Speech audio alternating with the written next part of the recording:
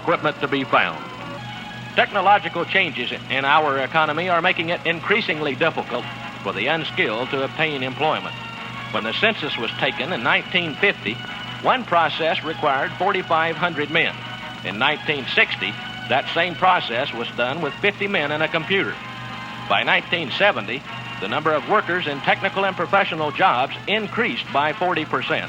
Cleveland State plans to stay abreast of these rapidly changing developments.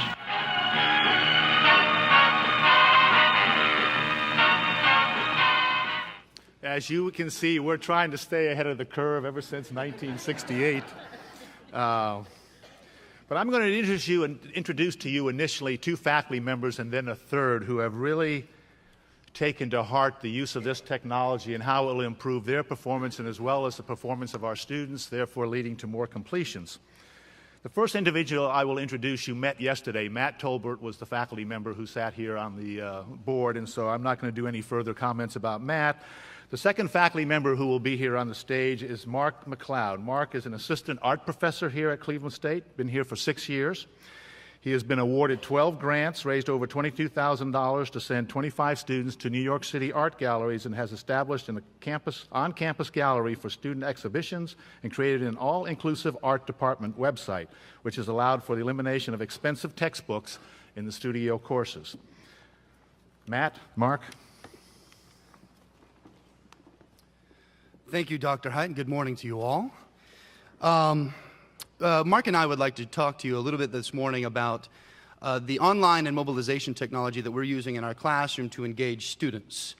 One of the things in psychology is we redesigned the course to a hybrid format, which means that we see students in the classroom for 2 hours per week, and then we put everything else online for them to engage in that way. One of the things that I do is I utilize a paperless format. So I don't hand any paper to them. They don't hand any paper to me. It's really cost effective, and I don't have all those piles on my desk, which is really nice. So D2L, and you should see these this on your screen. Desire to Learn is the online management system that we use here that you may be familiar with. What I do is I put my syllabus online. Right here, they can download this at any time. I don't hand them a syllabus. I show them this in the classroom. They can download it, print it off if they want to, but it'll stay there the entire semester so that they have access to it. Again, paperless format. Also, something that they're able to do is they're able to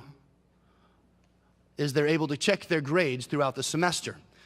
So I have students, they want to come, they want to talk to me for a progress report. I don't give them that. I say, go to the online, it's right there. Everything that they have. You see Carl Height is our student this morning. No, he's not. He hasn't completed anything. I might need to actually contact him about that. In addition to grades, I also utilize online assessments. Again, paperless format, so I don't hand any exams to them in the classroom. They complete these exams online. So what they'll do is they'll go up here to quizzes, and they'll be able to take exams here online, just like this. They can take them at home. They can take them in a computer lab here on campus, however they want. It's very easy. They just click on it, and it's multiple choice, as you might expect, and they complete it in that way. Additionally, if they complete homework, they have homework assignments that they have to do. They have a project due, actually in a couple of weeks, 3 Generations project.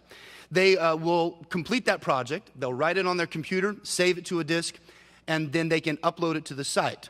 It's fantastic because here I can go ahead, I can read it, I can grade it, I can comment on it, I can check for plagiarism, I can do all of those things right here online. And it's very easy. Carl has not completed that either. I may need to email him. It's actually very easy to do. I just click on his name right here. Whoops, that's not the right person. Let me see here. And there we go. I can email him and say, hey, please complete this homework assignment. You've not done that yet. There is a lot more, as you might expect, a whole lot more, but I'm going to turn it over to Mark here for a couple of minutes, and he's going to tell you some of the things that he's using in the classroom as well. Good morning. I'm doing things a little bit differently with my class. I've actually set up an entire website through WordPress. If you haven't heard of WordPress is a blogging platform and a website design platform that has over 56 million users. It's completely free. I've used WordPress because being in the visual art department, we need things to be visual. And we need images, we need videos, we need as much stuff as we can get. So this is the website that they would see. I'm going to show you one of their assignments. This is a collage assignment. Now that I put all these assignments online, we've eliminated textbooks. Textbooks were about $80 a piece, which is cheap compared to everything else that we're seeing. But the textbooks are completely eliminated. They can come online, they can see the objectives for this particular assignment. They can see what their mini assignments are, their homework. They can watch a video on data-ROMs and good principles of design. They can see what materials they need to bring to class. They can see the actual process that we're going to do in class. So if they miss the class, which is not like another course, if they miss one of my demonstrations, how to throw on the wheel, how to use an X-Acto knife so you don't hurt yourself, they can look that up on here. It's all there, so if they miss that class, there they go. They can also look at some famous artists' work, and they can view previous students' work. And so usually at the end of the semester, I can throw up students' work that completed it last semester. And so they recognize some of their fellow classmates' work. Something else I've started doing was I've started running a blog. A blog is a simple, it's like a website, but it has entries on it that you can update pretty much as you want. And I found out that students who write papers, the papers are usually only between me and them. No one else benefits from those. And my students write some really great papers. And so my idea was, instead of them writing a paper that they just turn into me, why don't they post entries on it on the website? And so I give them access. They can post all their responses. This is an art theory course. I'll show you one of those. This is a student who is an ESL student who was very, very nervous about posting her entries online for the world to see. And at the end of the course, she says, I'm really glad that you made me do that because I had to focus on grammar. I knew that if the world was going to read it, that I would really need to make these excellent. And believe it or not, we can go in and see what search terms are coming into our website. And there are people who are not Cleveland State students searching for articles on artists, and they're reading our students' articles, which I think is really great. They're contributing to the research at large, and they're freshmen and sophomores. Another thing that we do is a Google Calendar. Many of y'all are probably familiar with Google Calendar. I use it on my phone religiously. My wife adds when she wants gifts on there, and it syncs to my phone. But we also use that in the art department. Last week, that's what she did. It was her birthday, though, so that was okay. In the art department, last night we went to the Hunter Museum, and we watched a video there, and students can see, hey, there's a press, pause, play video showing at the Hunter Museum. Tonight, they're showing a video at Ai Weiwei. Next weekend, we go to Nashville and see the Frisk Museum. The following weekend, we have a yard sale to raise money for our New York City trip.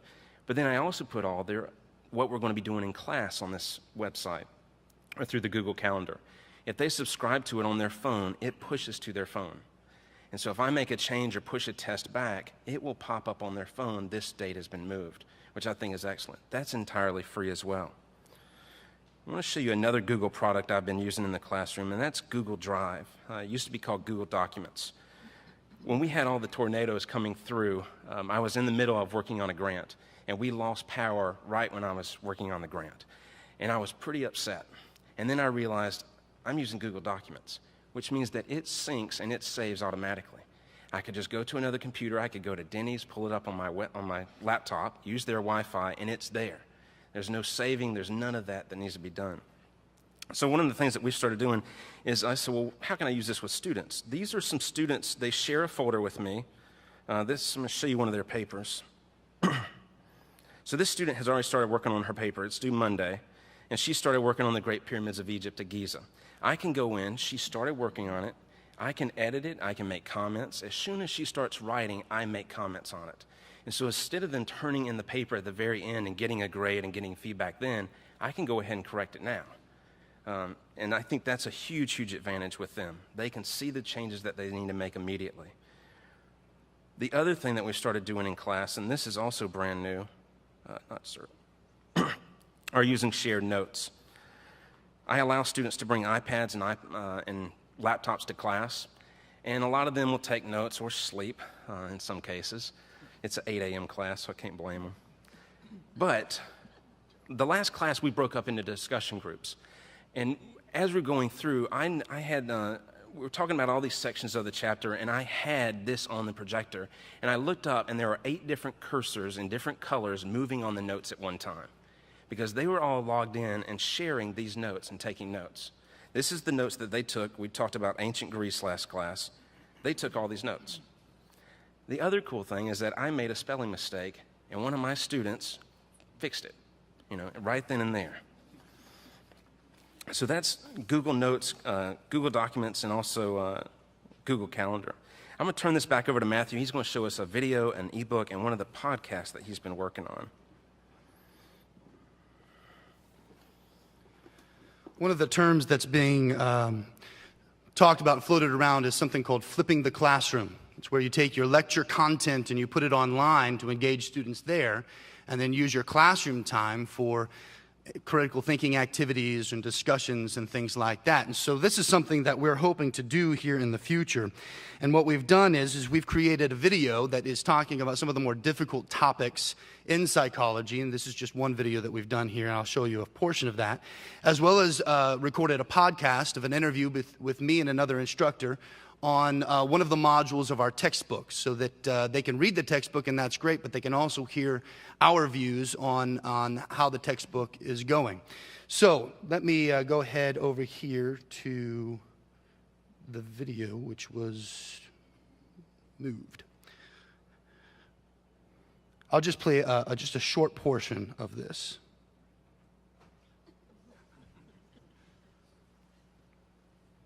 Hello. My name is Matt Tolbert, and this is Gen Psych.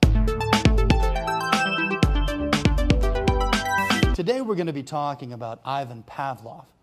A name almost synonymous with psychology is Sigmund Freud. Sorry, Siggy. We're going to be talking about his role in what is called associative learning or classical conditioning. Let's get into this. I'm just going to skip forward here. Take something, a great cave, saw cave, think Geico, and this is associative. I talk very fast. Here we go. Anyway, this is associative learning. Pavlov was a genius at this. He was a nutritionist. As a nutritionist, he worked for 30 years trying to understand the digestive systems of animals, specifically dogs, but also humans as well. In Russia, there were so many stray dogs that he would take dogs in off the street and he would run experiments on them. He wanted to understand exactly how the digestive tract works. This was very important because Russia earned their first Nobel Prize in 1904 because Pavlov won the Nobel Prize. Fantastic for them. As he's going along, he's giving dogs food because he's studying digestive systems. They have to eat in order to get into the digestive system. So he gives the dog food. What was happening, however, is the dog would begin to drool. As the dog drooled, it was messing up some of his data. So then he had an aha moment. He thought to himself, hey, what if I can get the dog to salivate on command? As you can see, the goal here is to engage them in an entertaining way, but also to transmit the content, help them understand the content a little bit better. I'm going to just play a portion of the podcast as well. Again, it's over one of the modules of the textbook, and it's an interview format. Welcome. My name is Matthew Tolbert. I am one of 2 full-time instructors here at Cleveland State Community College, and I am here looking. Aristotle, way back in 300 BC time, asking good questions, and that's what a lot of psychology is asking good questions about what's going on in our minds and in our hearts and in our souls. And so Aristotle kind of tapped into that a little bit. But really, that's just a short little clip. It's 15 minutes long. I'm not going to play that all for you. But the idea is again, for them to receive content in a new way, in an engaging way that's different than just sitting down and reading a textbook. That being said, we do have a textbook that we use. What we've done is we have it online. Now, students are able to get a hardbound textbook if they would like. But the online textbook is exactly the same as the published textbook, hardbound. It's produced by the publisher, $100 cheaper. So the cost to the student is significantly less than what is normally. I mean, we have a $170 textbook, and they're getting it for $70, so that's pretty good. And so the online textbook, and access is denied. Well, The online textbook on this website, it allows me to go ahead and highlight different sections that I want them to see. It's interactive, so when I highlight them and they log in, they can see what I've highlighted. And I can also put Post-it notes, say, please read this, it's going to be on the test, and then they can go ahead and read that. The e-textbook is also very convenient. You can put it in an iPad the way you have there, and throw it in your backpack, and it doesn't kill you as you're trying to walk to class. So that's a pretty convenient thing as well. Plus, I use this in the classroom. I don't even carry a textbook anymore. All my textbooks are on my iPad, and I can just pull them up, look, and it's exactly the same page numbers as those who have the hardbound text, and so everything is in sync. So the goal, of course, for this is accessibility to the content, but also accessibility to me, the connection to me. We can email, we can talk 24 hours. I mean, well, maybe I'm sleeping part of that time, but the idea is that they can contact me at any time. They can complete work. They can do their studies. They can do whatever they need to do and make sure and turn it in at any time during the day and night. And you can imagine how some students really abuse that. So, accessibility, and it's very efficient and cost effective. Now, Mark has some other things, a video that he's done and some other apps that he's been using in the classroom that he's going to talk to you about.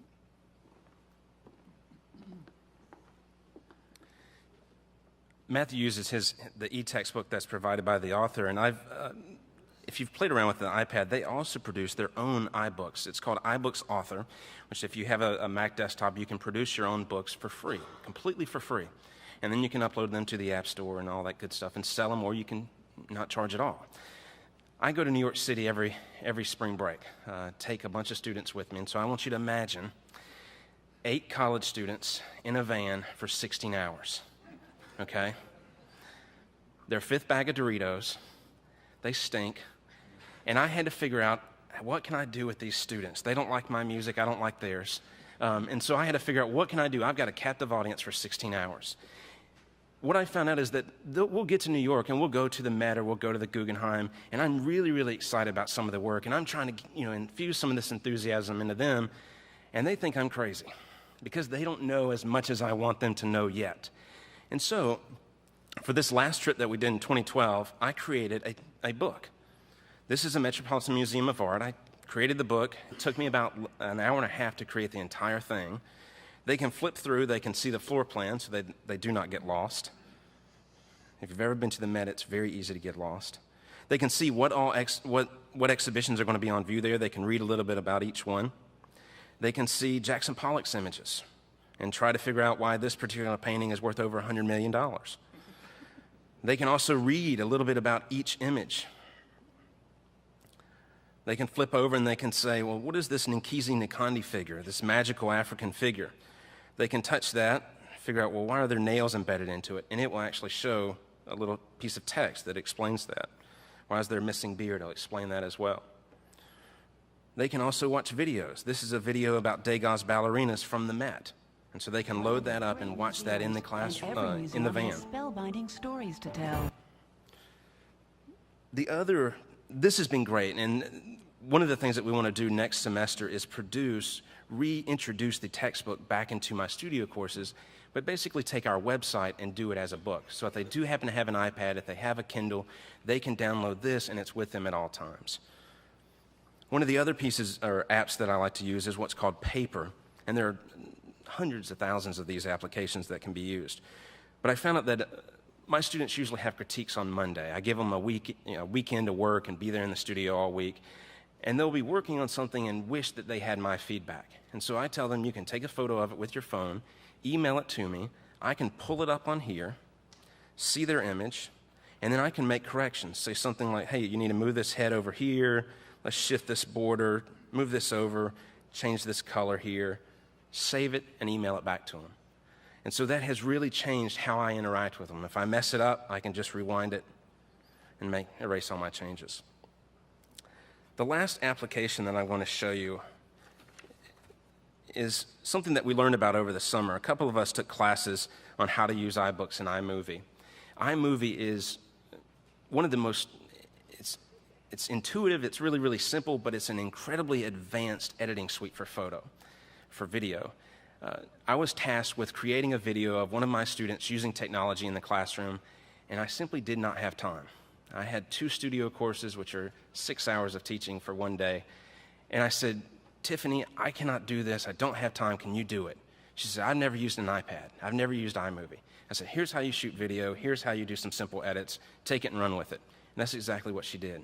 In less than 2 hours, she completely shot and edited a video. And so I want to show you that. It's less than 30 seconds. Let me go back out. Hi, my name is Tiffany Williams. I'm a student here at Cleveland State Community. Oh, it's doing that. Hi, my name is Tiffany Williams. I'm a student here at Cleveland State Community College. I utilize Cleveland State's technology in a couple different ways. I can get on CougarNet and check on my exams for my general psychology class. If I need to know the guidelines for my Drawing 2 class, I hop onto the Cleveland State Art Department website and look at old projects, look at student examples, and then I can go work on my own project. And that is how I use Cleveland State's technology in my classes. Completely shot and edited, had never used the software before that day. And so that, I think, is pretty amazing. What I think we're going to end up doing with this is when I need to demonstrate how to throw on the wheel, well, if students know how to do that, I'm going to let them shoot those videos. And they can throw up those demonstrations on our website. They can produce all that content. The next person I'm going to introduce is Denise King, who's going to share with us some of the programs that she's using in biology courses, and you'll finally get to play with those iPads.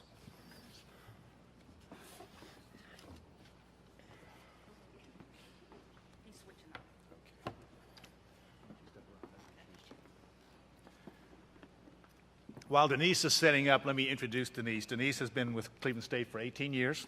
She is currently Associate Professor of Biology and Chair of the Science Department. She also currently chairs our International Studies Committee. She was on the Faculty Senate for 12 years and chaired that group also, and has represented Cleveland State on the Faculty Sub-Council to TBR. She also co-chaired our SACS reaffirmation in 2004, which is telling you it's coming up shortly for us. This will be a chance for the board to be actively engaged. You should have in front of you on that iPad. We have 2 mobile iPad labs where we can move 24 iPads to any classroom very quickly and set up these labs. And so you have that in front of you. So imagine you're a student. She is teaching you. I also have 3 students, if you'll come out now. Let me introduce to you Alejandro Colon, Ryan Henry, and Andrew Warren. They will help you if you are technologically challenged.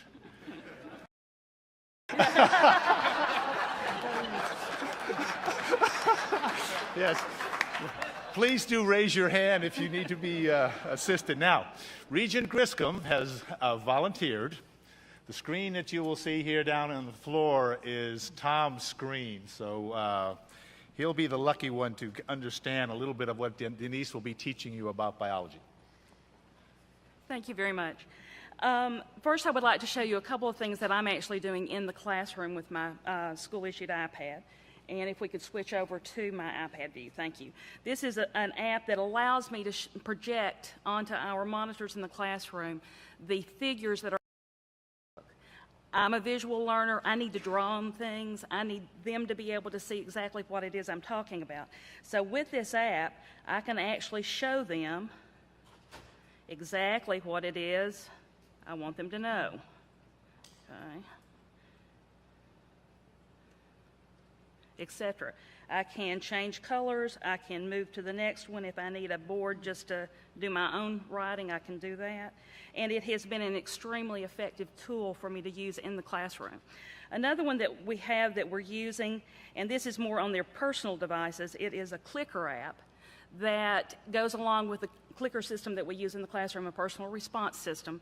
And they can actually, instead of purchasing the separate clicker, they can download the free app, go to the website, register, and then use either their smartphone or their tablet computer in the classroom instead of having to have the separate handheld. Very effective. Okay, then there are quite a few apps that we are using in the classroom, in labs, and also for student research. So we have one here that's an interactive periodic table, and a reader that allows them to look up recent research articles that have been published. Tick-borne diseases is a favorite of mine as a microbiologist. May not be everybody else's cup of tea. Okay, and then we have owl pellets. I believe that is on the iPads that you have. It's not in this particular folder, but we have owl pellets, which are feces from owls that they look at in our environmental science class, and it actually shows them how to identify the different things that they find there, and it shows you what the diet has been for the owl. Okay, and then the one that Regent Griscom has agreed to help us see is one called Skull, or Skull Viewer from BoneBox, and if we could switch over to his iPad now. And this is the one that is pulled up on the iPads that all of you have in front of you. Okay, so this particular app is a new one, so this will be the first semester that we're using it in our classes. We'll be using it in General Biology 3, Survey of Biology 1, and Anatomy and Physiology. Okay, so he is showing the full skull view right now and showing that you can move it around. You can also pin it, so it actually shows different features, and pull up the frontal bone. There's the frontal. Okay, and then you can actually switch over to the pin view, the drawing, and you can actually write on the skull. So it allows you to actually make your own notes on the skull itself.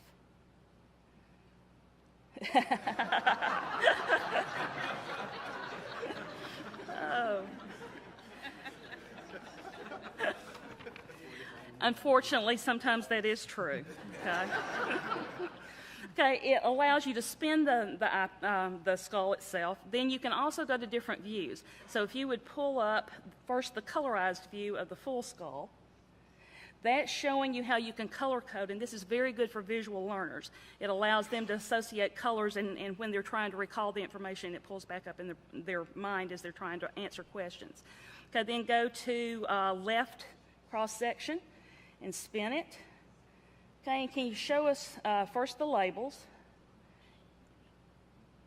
and then where the sinus headache originates from? There we go, the frontal sinus there. Okay, and then you can also colorize it. It also has the opposite side. And then going back into view again, go to the transverse. Next to the last one there. And it actually allows you to see inside the skull. Now, this is going to be very beneficial. We can see that one very strongly. We're hoping that this company comes out with ones for the rest of the skeleton as well. But we have real bone. It is very expensive. It is very expensive to replace at this point if it becomes damaged. Plus, we try to instill in the students the fact that this is representative of a person, so they need to be respectful of it. The plastic models are good, but they're not as good as the real thing, but this app approaches the real thing. It is very good for kinesthetic learners. They actually have hands-on with it. They can spin it. They can move it. They can put the labels on and off. And then they can also write on it. It's also good for visual learners. So we can actually have an iPad up in the study room, let them have hands-on with it. We can have them in the classrooms while they're using. They can learn the different areas, and then they go to the real thing and match it up with the real thing. And this is an inexpensive app. It's $1.99. So that means that if they have their own version of the iPad, they can also download this for home study as well. Thank you very much. We appreciate the opportunity. Does Tom get a passing grade? Yes, Tom gets a All very, right, Tom very gets a passing grade. That's good. These are just 3 faculty members that you've had a chance to see and what they're doing in the classroom. And I'd like to say the majority of faculty here at Cleveland State have bought into the use of this technology. It's changing the way we do our business. But I also want to recognize the IT staff, both the instructional technology staff and the institutional technology staff, because all these things have to be put together so they can do this presentation. But we really feel it's going to improve engagement, student engagement. They get more engaged by being actively engaged in their learning. This will lead to more completions in the future. And so at this time, I'd like to take any questions, or they would like to take any questions that you might have related to any that you've seen today.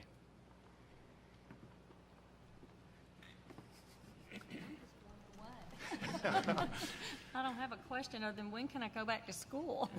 Listen, think about it when you went to school. You had, if this had been available to you when you went to school, and it's just changing daily. And as I say, these faculty, it takes a lot of time and effort, but they've made that effort, and it's paying off for our students.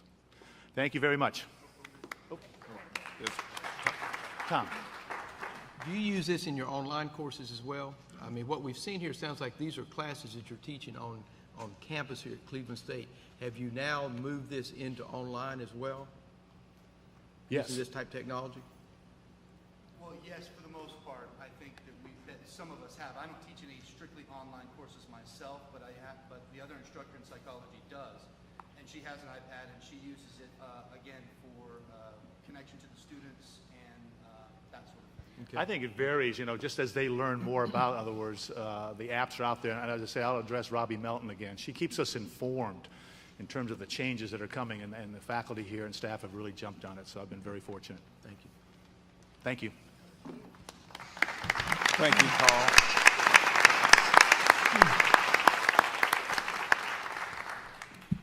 Thank you, Carl and team. That was an excellent presentation. Shows how technology is being used in the academic environment, and I think that was extremely beneficial to those of us on the board as well as those in the community. And I encourage us to continue to look for ways to incorporate technology into the classroom environment.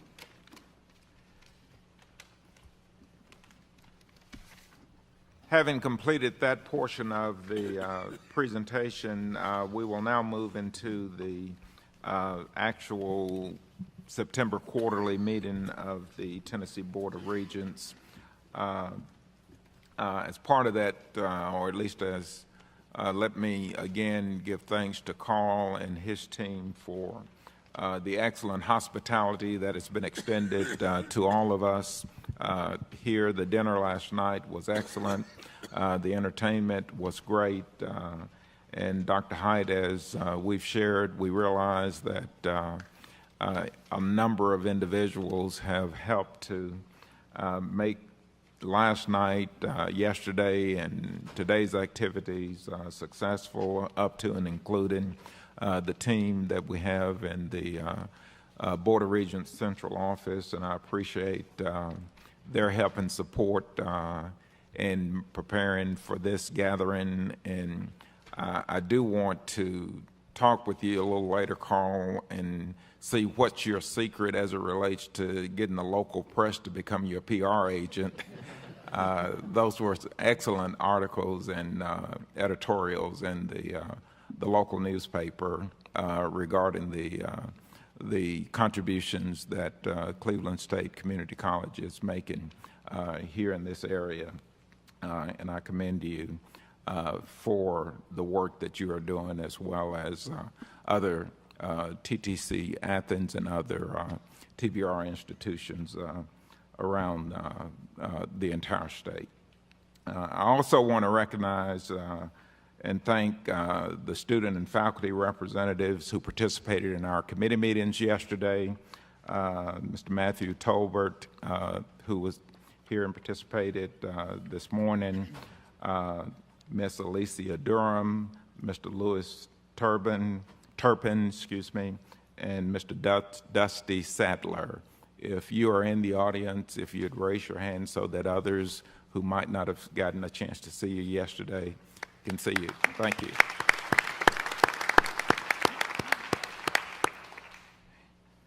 At this time, before we call the official roll, I would turn to the Chancellor and ask the Chancellor to introduce Mary Moody, who has joined us today and is our acting secretary for today. Chancellor Morgan. Thank you, Mr. Chairman. Mary Moody currently serves as Associate General Counsel in TBR, has been with us now for, Mary, 2 years. Formerly was Deputy Commissioner in the Department of Commerce and Insurance, also served as General Counsel for a number of years in that department before becoming Deputy Commissioner. Also served time in the Department of Transportation as General Counsel there, as well as prior to that worked for the State Attorney General's office. Before that began, I guess, in 1997. She was in private practice with various firms located in Nashville. Mary has very quickly become a very valuable member of our General Counsel's office. She graduated undergraduate from the Mississippi University for Women, or what is now called Mississippi University for Women, and went to got her law degree at the what is now the University of Memphis Law School. So we're very happy to have her here, and she was very kind to substitute today for Chris, who couldn't be here this morning. So Mary, welcome. Thank you. Thank you, Mary, for joining us today. And with that introduction of Mary, I would ask that you call the roll. Okay. Regent Copeland. Here. Regent Duckett. Here. Regent Ferris. Here. Regent Griscom. Here. Commissioner Huffman. Regent Humphrey. Here. Commissioner Johnson. Regent Kisber. Here. Regent Markham. Here. Regent Montgomery. Here. Regent Raines. Here. Regent Reynolds. Here. Regent Rhoda. Here. Regent Roddy. Regent Thomas. Here. Regent Varlin. Denoting that a quorum does exist, we can proceed with the business of the Tennessee Board of Regents. I would ask, Chancellor, do you have any other opening comments before we proceed? No, sir. Ready to proceed. Thank you, sir. First item on the agenda is the approval of the minutes. Board members, you have before you the minutes from the June 29th regular session of the Tennessee Board of Regents meeting. Is there a motion to accept the minutes as presented? So moved. Is there a second? Moved by Regent Kisber, seconded by Regent Copeland. Any discussion? Hearing none, all in favor of approval of the minutes signify by aye. Aye. Opposed is the same. Minutes are approved. Next item is the report of interim action by the Chancellor. I turn to Chancellor Morgan for an update. Thank you, Mr. Chairman. The report you have before you, I think you each have been shared a copy of the interim action report, is a record of business transacted by the Office of the Chancellor since the previous quarterly meeting. There is nothing, I believe, that is a particular note on the interim action report. It's standard and fairly routine kind of transactions. And therefore, I would recommend the Board's approval of the interim action report. You've heard the recommendation from the Chancellor for approval of the interim action report. Is there a motion to do so?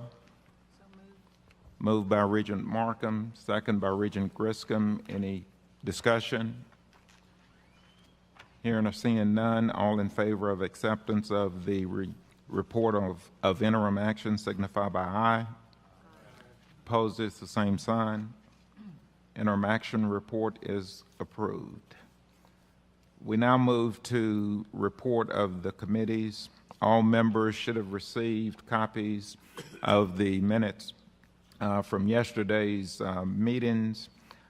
We will dispense with the reading of the minutes. However, if anyone has any questions regarding a particular item, please note so at the appropriate time. First, committee minutes that we will review are those of the Tennessee Technology Centers. It will be presented by Acting Chair Fran Markham, since she chaired the committee yesterday, and I turn to Regent Markham for the report. Mr. Chairman, you have before you the report of the September 20th, 2012 Committee on Tennessee Technology Centers that include approval of the recommendation for a director at TTC Crump, Mrs. Arita Summers, and the proposed program terminations, modifications, and new technical program implementations. Questions? I move for the adoption of the report. You've heard the recommendation for the approval of the adoption of the report. Is there a motion? Well, it has been moved. Is there a second to that? Second by Regent Kisber, excuse me. Any discussion? Hearing none, all in favor signify by aye. Aye. Opposes the same. Mrs. Summers, are you in the audience? Congratulations and welcome on board officially.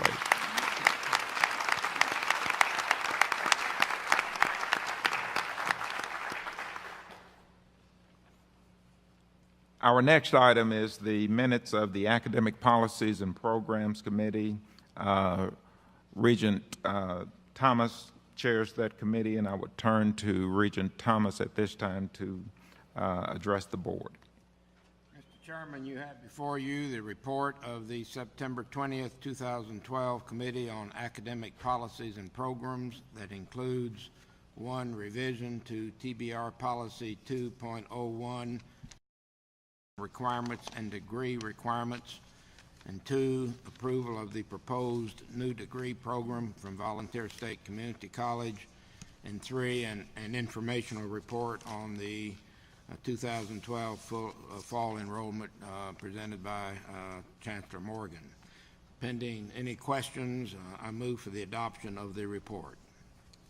You've heard the motion for approval of the adoption of the report. Is there a second? Second. It is second by Regent Montgomery. Any discussion? Hearing none, all in favor signify by aye. Aye. Opposes, same sign. Thank you. Next, we move to the minutes from the Personnel and Compensation Committee. That committee is chaired by Regent Paul Montgomery. Regent Montgomery, would you give your report, please? Mr. Chairman, you have before you the report of the September 20th, 2012 Committee on Personnel and Compensation. That includes, number 1, recommendation to award tenure upon appointment. Number 2, consideration of system-wide compensation increases. And number 3, consideration of the performance review of the Chancellor. Pending any questions, I move for the adoption of this report. You've heard the motion for the adoption of the report. Is there a second? Second. Second by Regent Copeland. Is there any discussion regarding the item? If not, this is an item that requires a roll call vote. I call on our secretary to call the roll. Regent Copeland. Aye. Regent Duckett. Aye. Regent Kisber. Aye. Regent Ferris. Aye. Regent Griscom. Aye. Regent Humphrey is not. Regent Markham. Aye. Regent Montgomery. Aye. Regent Raines. Aye. Regent Reynolds. Aye. Regent Roddy. Sorry. Regent Thomas. Aye. Regent Varlin. Aye. Motion is approved. Thank you. Next, we have the minutes of the Finance and Business and Operations Committee, which is chaired by Regent John Ferris. Regent Ferris, I turn to you for the report. Thank you, Mr. Chairman. You have before you the report of the September 20, 2012 Committee on Finance and Business Operations Committee, which includes, number 1, approval of 2 new proposed policies, 1 on delegation of authority, and then the second on debt management. Number 2, an informational report on technology access fees. Number 3, approval of the minutes of the Ad Hoc Committee on Capital Outlay, Capital Maintenance meeting, which was held on September the 5th. And number 4, capital budget request for fiscal year 2013-14. Pending any questions, I move adoption of the report. Ladies and gentlemen, you have heard the recommendation and the motion that has been made for adoption of the report. Is there a second to the motion? Second. Second by Regent Reynolds. Is there any discussion regarding any of the items included in the report? Hearing none, this is an item that also requires a roll call vote. Madam Secretary, would you call the roll, please? Regent Copeland. Aye. Regent Duckett. Aye. Regent Kisber. Aye. Regent Ferris. Aye. Regent Griscom. Aye. Regent Humphrey. Aye. Regent Markham. Aye. Regent Montgomery. Aye. Regent Raines. Aye. Regent Reynolds. Aye. Regent Thomas. Aye. Regent Varlin. Aye. That motion is approved. Thank you. Next item is the minutes of the Audit Committee, which was held on September 5th. The Audit Committee is chaired by Regent Griscom. I turn to Regent Griscom for his report. Thank you, Mr. Chairman. We met on September 5th, went over some basic audit reports that are done by the staff. We also had an update from the Chancellor on certain issues that involved Tennessee State University, which helped us, I think, understand a policy issue and how the Board of Regents handled that.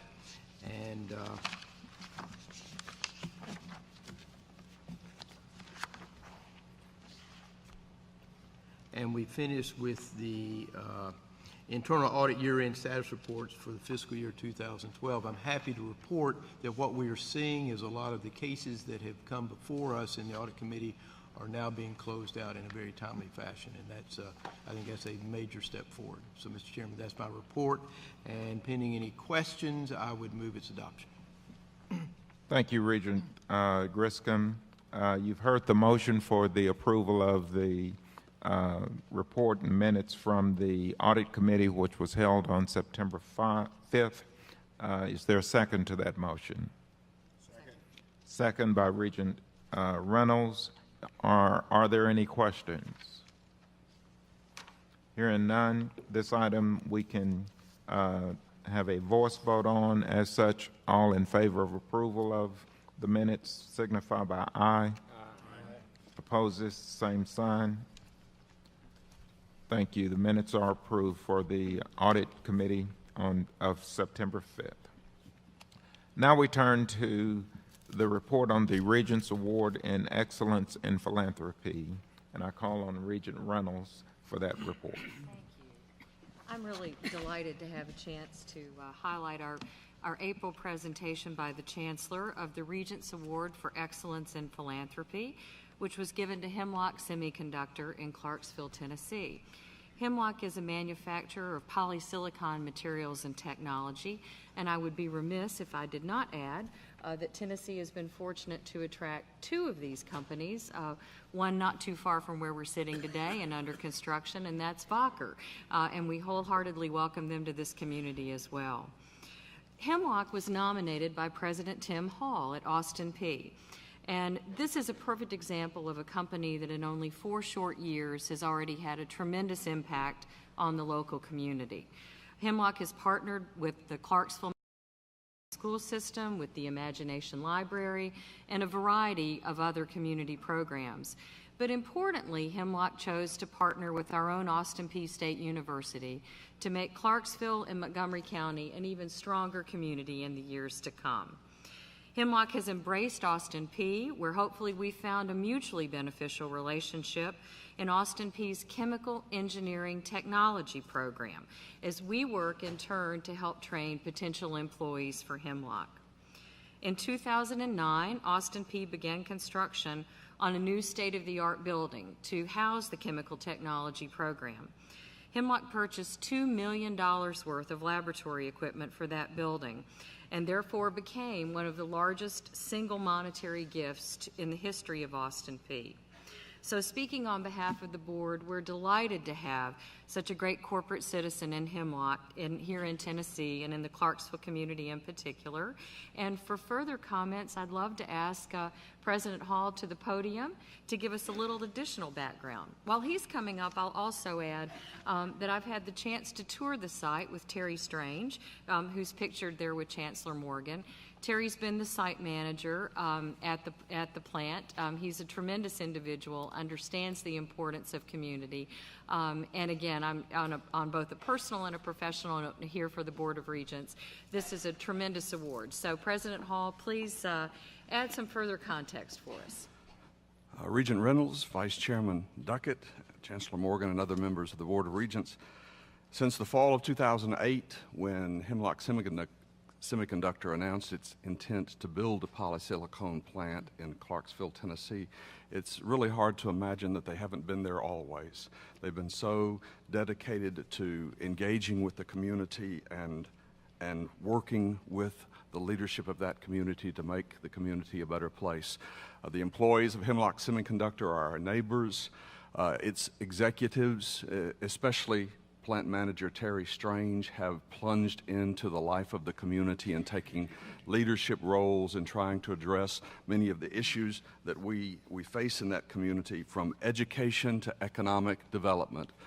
HSC has been a prominent partner for all of the things going on over the last 4 years in Clarksville, Tennessee. I'm happy to say that Austin Peay was one of the earliest beneficiaries of the company's generosity. As Regent Reynolds described, the $2 million gift of equipment has become the centerpiece of our chemical engineering technology program and is enriching the education of our students and providing workers not only for Hemlock Semiconductor but for chemical processing plants in Tennessee and throughout the Southeast. We're sending our graduates everywhere. I'm grateful to the Board of Regents for recognizing this generosity on the part of a company who has learned well the principle that it can do good by doing well. And so we're thankful to you and thankful to Hemlock Semiconductor. Thank you. That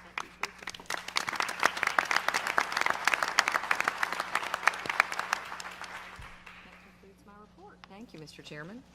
Thank you, Regent Reynolds, as well as President Hall. We appreciate the work that you are doing, but more importantly, we appreciate the partnerships that we have with our community businesses across the great state of Tennessee, because we couldn't succeed at what we are doing or attempting to do without their help. Now we turn to the report of the Chancellor, and Chancellor Manning. Excuse me, this is the third time that I have done that.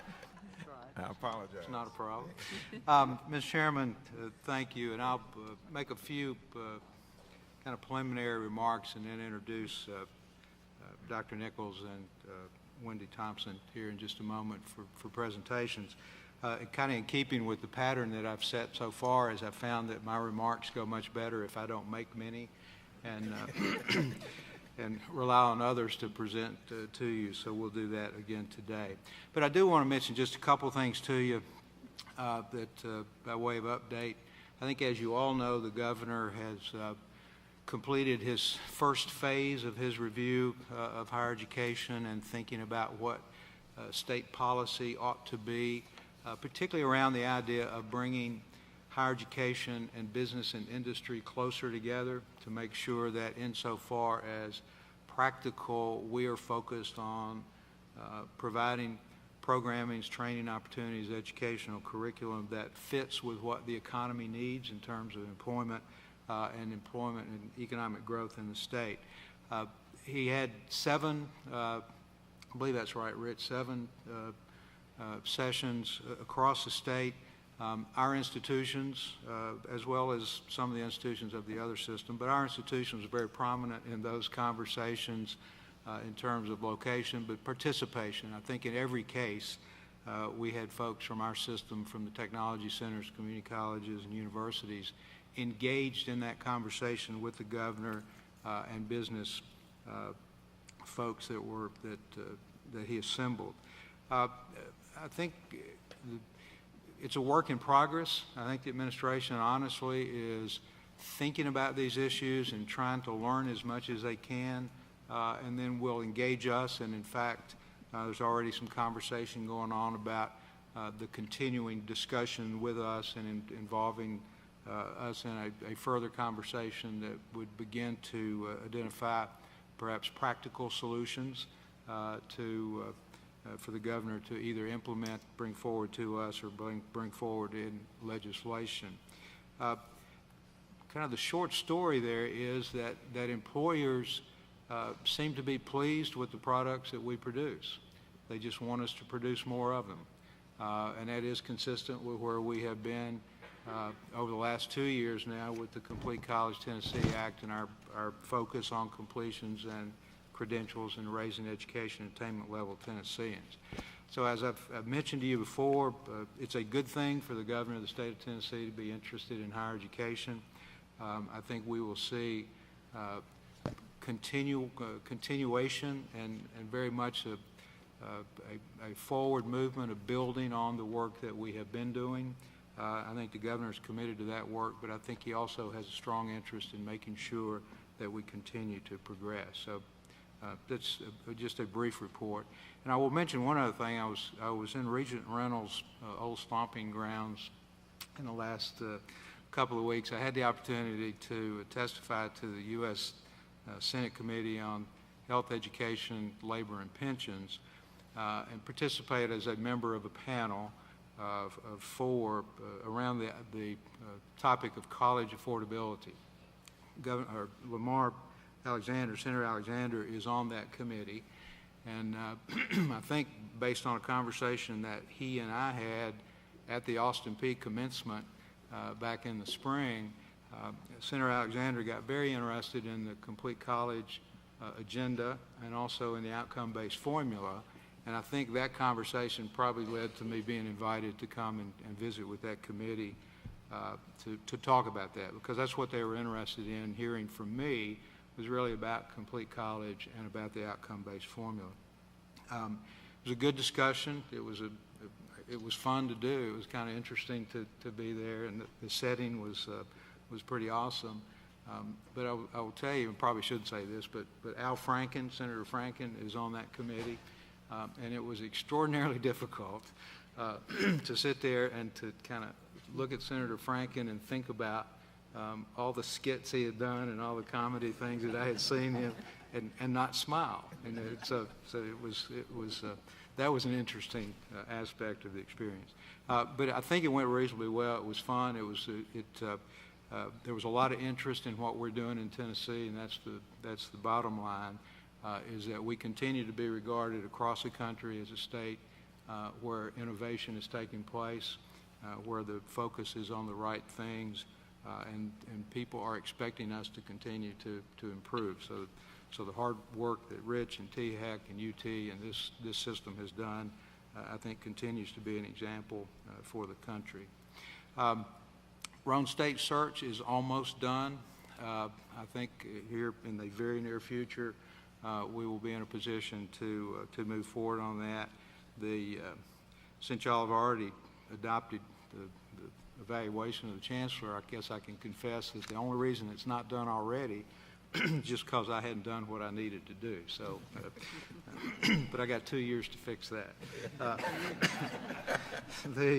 And on TSU, the search at TSU, we have had our first meeting of the search committee, the second meeting, which will really be a very substantive meeting is scheduled for October 4th. That is where the pool of candidates will be developed for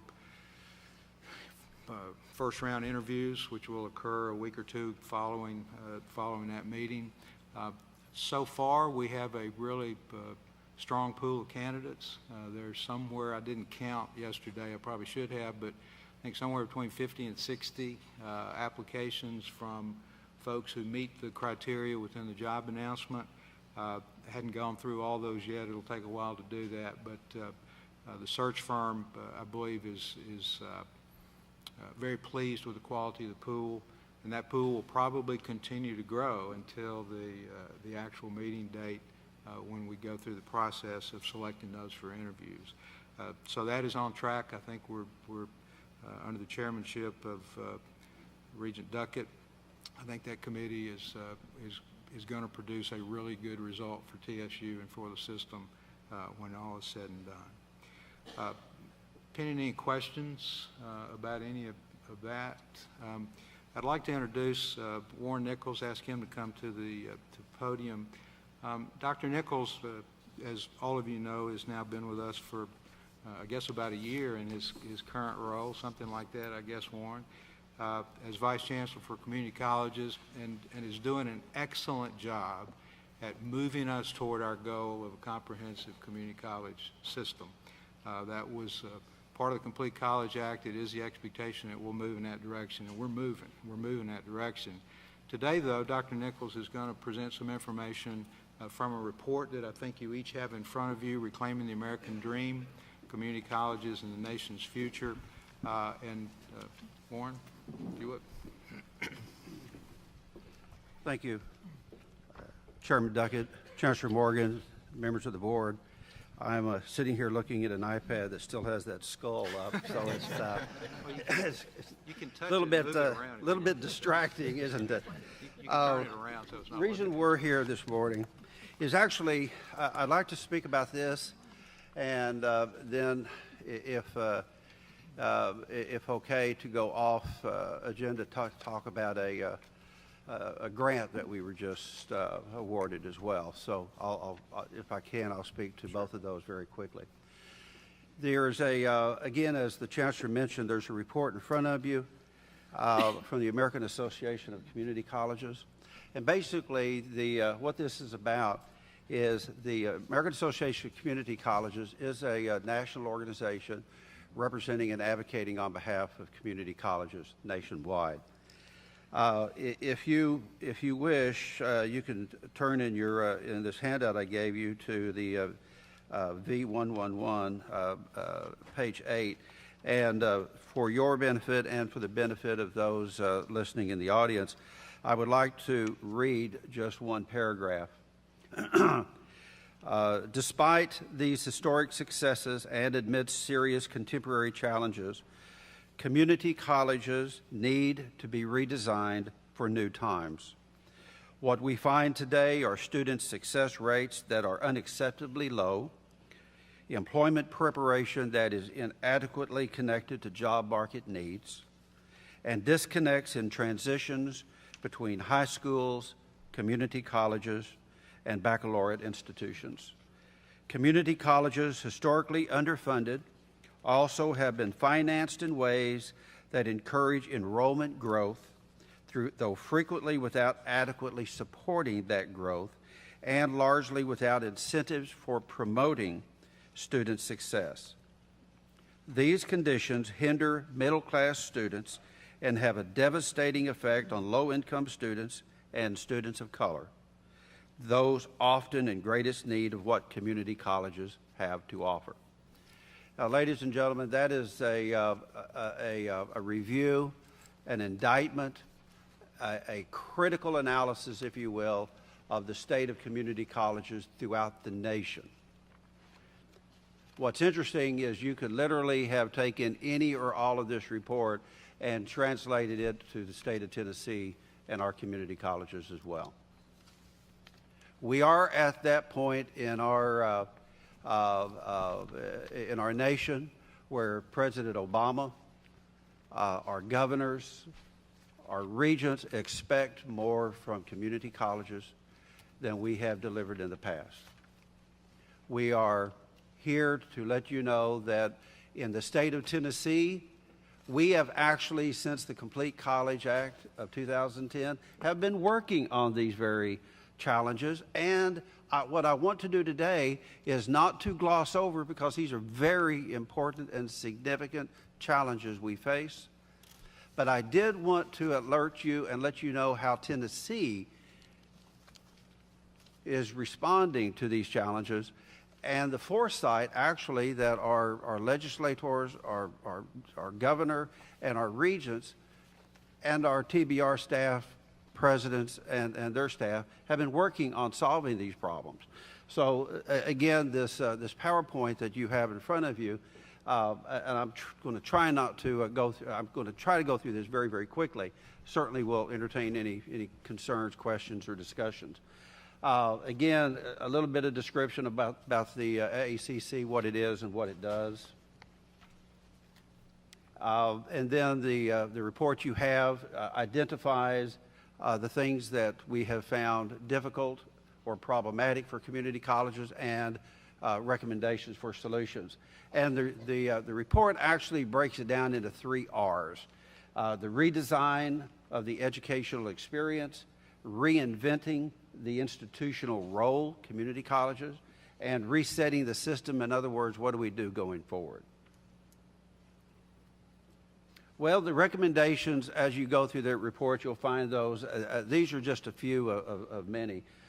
Student success, we need to concentrate on student success at a higher rate than we have currently seen. We need to have clear and coherent educational pathways. Eradicating the achievement gaps of our students who start but don't finish. Collaboration and collective responsibility between all segments, Tennessee Technology Centers, community colleges, to our universities, through our K-12 system as well. Scalable education, we'll talk about that in a moment. Data and information driven as opposed to anecdotal information. We need hard evidence, hard data so that we can make smart, intelligent decisions.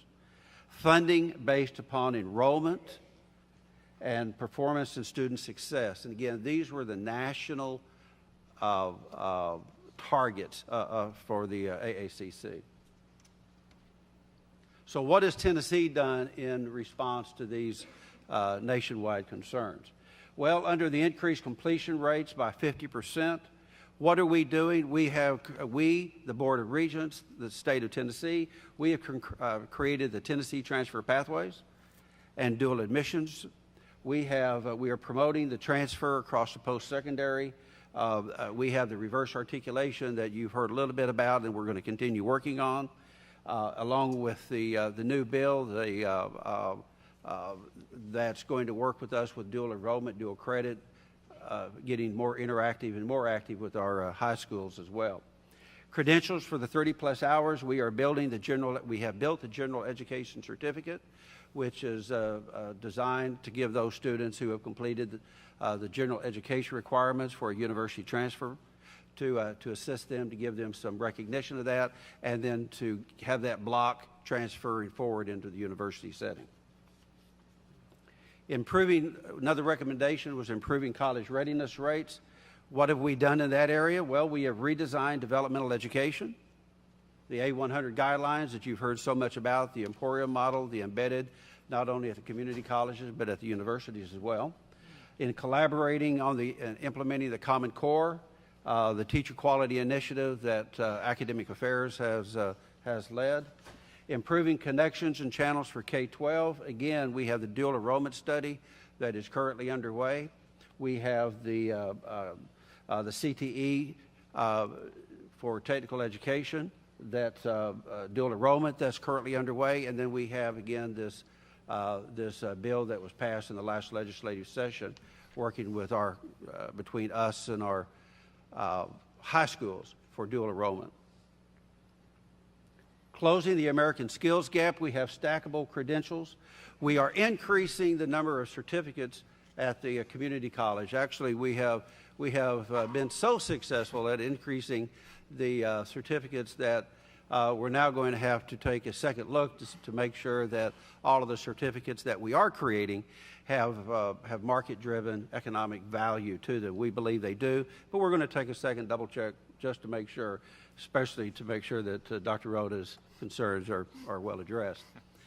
Basically what that means, ladies and gentlemen, in the future, as we are developing certificate programs and two-year degree programs in the workforce area for our students, we need to make sure that as they are progressing through that one-year certificate, the two-year degree, that if there are industry standards, if there are industry credentials, that we can build into that so that as the student progresses through his or her degree, there are benchmarks, there are places where they can attain a certain level of competency, which is recognized by industry, which because of that certificate, badge, whatever it may be, they can get gainful employment at a higher level. So these are some of the things we're doing. We're building capacity, facilities expansion. Thank you so very much for the work on behalf, that the Regents have done to support those building expansions for our community colleges. We need additional equipment. We need additional portable programs, and we're working on those areas as well. Then federal and state private collaborative grant initiatives, which I'm going to speak about in a moment. We're so very tickled on some of our latest grants that community colleges and technology centers have currently received. To refocus community college mission under the leadership and the guidance of THEC and Dr. Rhoda, the Complete College Tennessee Act required each of the community colleges to redefine its mission to make sure that the mission, that the things that we were doing were mission specific to make sure it met the community needs and the demographics of business and industry in our local workforce.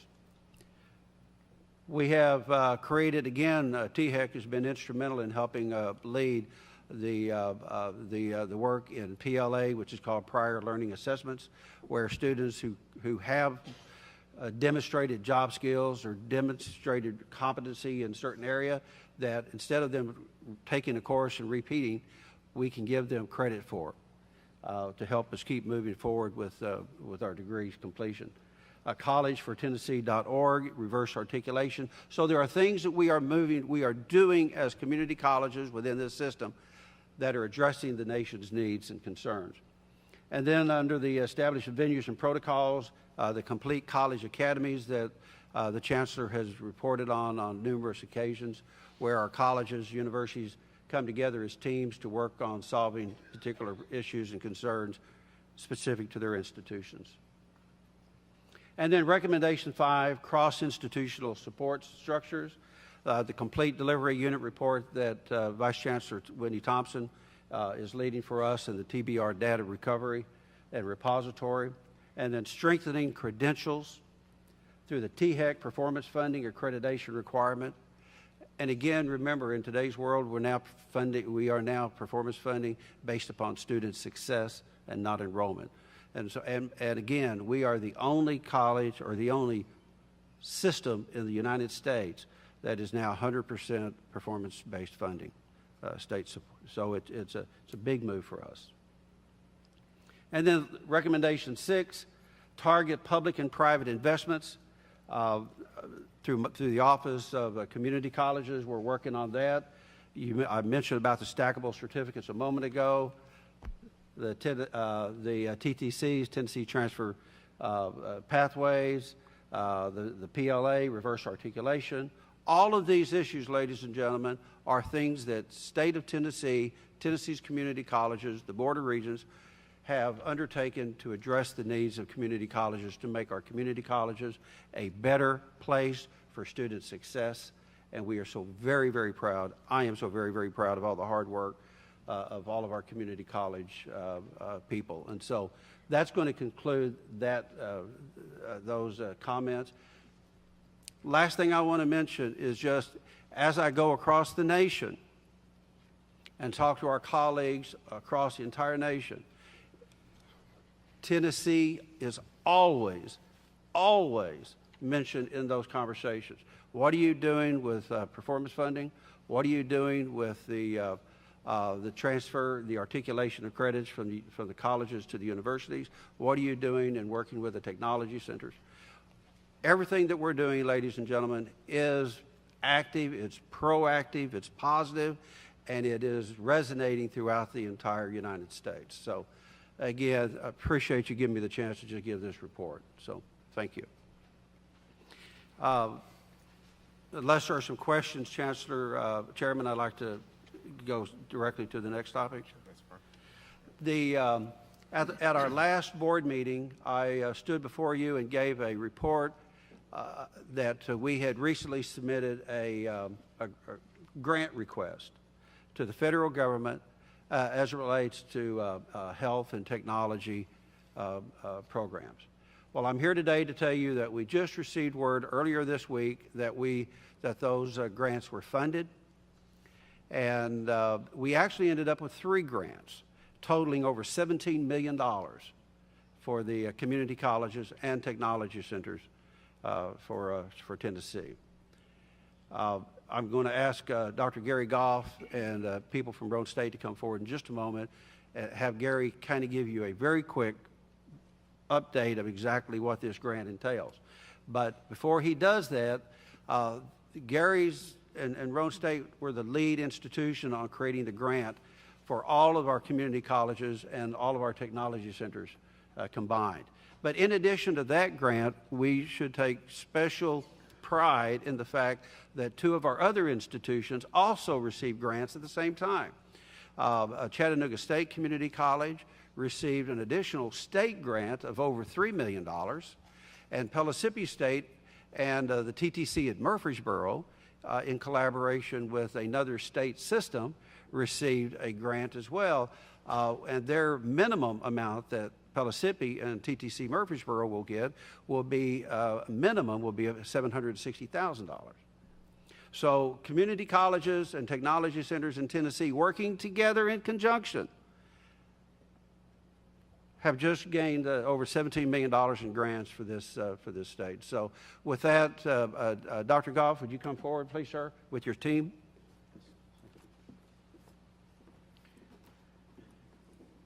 Chairman Duckett, Chancellor, and members of the Tennessee Board of Regents, thank you for allowing us to participate and presenting you, the Tennessee Board of Regents, a TBR grant that was just awarded actually Wednesday at about noon that will allow the 13 community colleges and the 27 technology centers to enhance or create new allied health programs needed across the state of Tennessee. For example, the grant will have 2 prescriptions. There is a student support prescription in RX Tennessee grant that will provide completion coaches and enhanced advising for those students who are interested in allied health programs. In the training, and that will be across all of the institutions I mentioned, the 27 tech centers and the 13 community colleges. In addition to the training prescription in RX Tennessee, there will be programs that, for instance, will create for Cleveland State and Chattanooga State an occupational therapy assistance program and provide the funds to be able to create those new programs or to enhance new programs such as the LPN programs at the technology centers. So this is truly a TBR grant, and the Chancellor had asked us to take the lead, and we're very proud. And I have here the grant team, and I particularly want to recognize Deb Miller, who is the person whose name is on the grant, as well as our other staff. So if the Chancellor and Regent Duckett, if you would please come up and let us make a presentation for a check in the amount of $12.5 million for the RX Tennessee grant.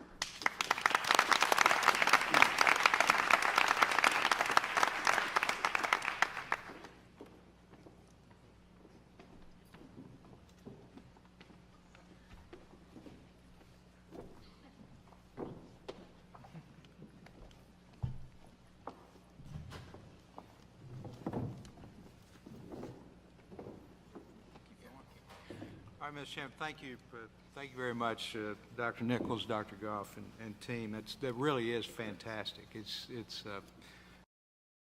Seems like only yesterday we were talking about trying to put a team together to go for that, and it really is gratifying to see it successful.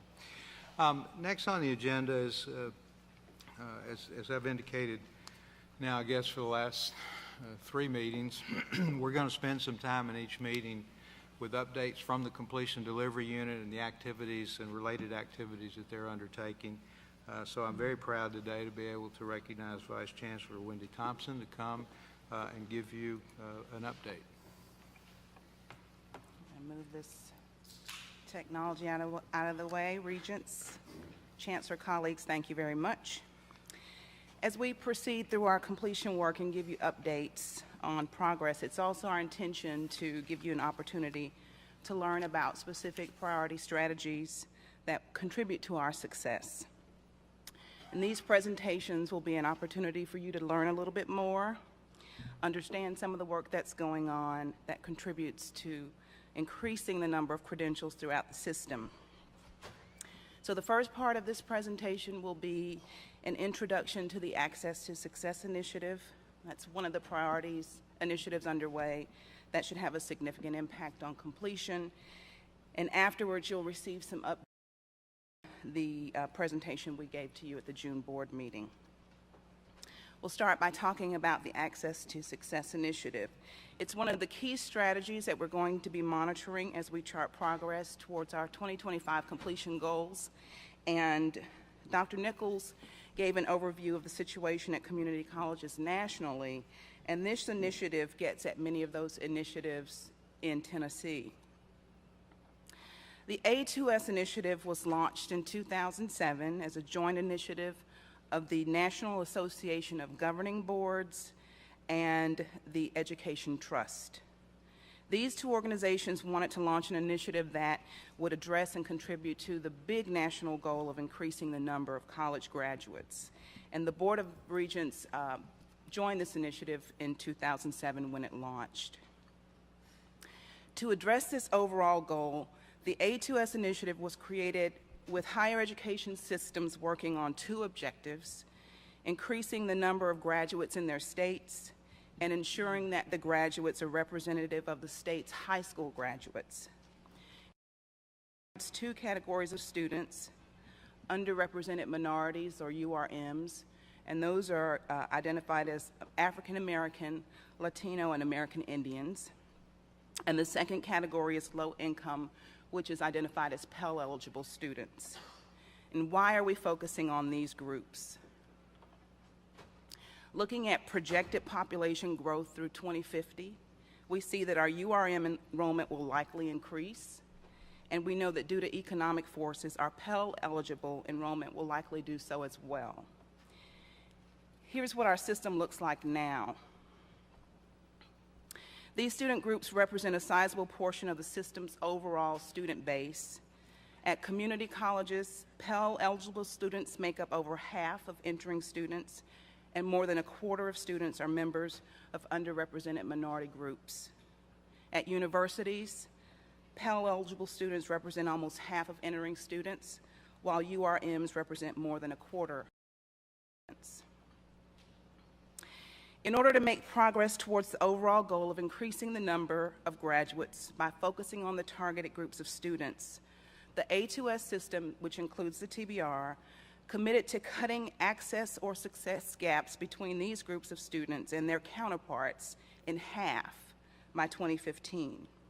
Now I'll give you some idea of how the initiative actually works. The access part of the initiative looks at enrollment rates of the targeted groups as compared to the rates at which these groups graduate from Tennessee high schools.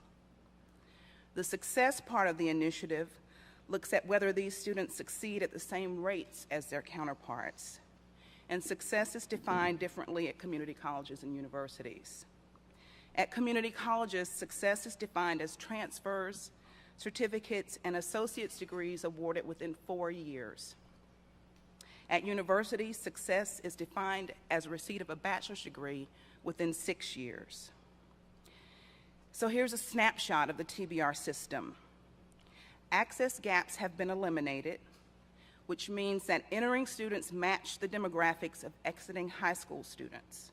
However, in terms of success, the data show we have significant gaps between the targeted students and their counterparts, meaning our URM and low-income students succeed at a lesser rate as compared to their counterparts, and those gaps have by and large increased over time.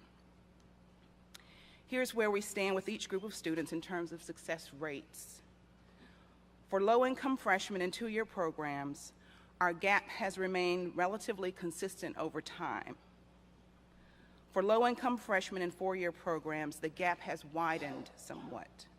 Primarily, it's because the success rate has gone up for non-Pell students and remained steady for Pell students. Interestingly, for transfer students in 2- and 4-year programs, there was no gap when we started, and now there is a gap between low-income students and their counterparts at both levels. For URM freshmen in two-year programs, the gap has widened slightly over time. For URM freshmen in four-year programs, we went from no gap to a gap. For URM transfers in two-year programs, the gap has grown slightly since when we began the initiative, and for URM transfers in four-year programs, the gap has widened. In summary, we have significant success gaps for all targeted groups, and some gaps have widened since we began tracking the data in 2007. So we know we have gaps, and we know that we're trending currently in the wrong direction. So what happens next? We're going to concentrate on strategies that solve the problems. For example, many of the things that Dr. Nichols pointed out in his presentation, as well as other initiatives. The central office is going to work with campuses to understand how to better utilize data. For instance, disaggregating the data so that campuses can drill down to determine whether there are some consistent patterns here, developing leading indicator data, or establishing early alerts so that issues can be timely addressed, and making sure that the people who need the data have it. We're planning a system-wide A2S summit for early spring that'll bring together campus representatives who do the on-the-ground work of student success so we can hear about best practices throughout the nation and throughout our system. Although the A2S initiative goes through 2015, we're going to continue the strategies and monitoring of these efforts beyond that time, because not only will these strategies help us with A2S success now, but it will help us to be better prepared for the students who will be enrolling in our institutions over the coming years. And success with this initiative will contribute significantly to our completion goal. We've done some preliminary estimates of the number of credentials that this initiative will produce, and the CDU will continue to monitor progress on this and other priority strategies as we move forward on our completion agenda.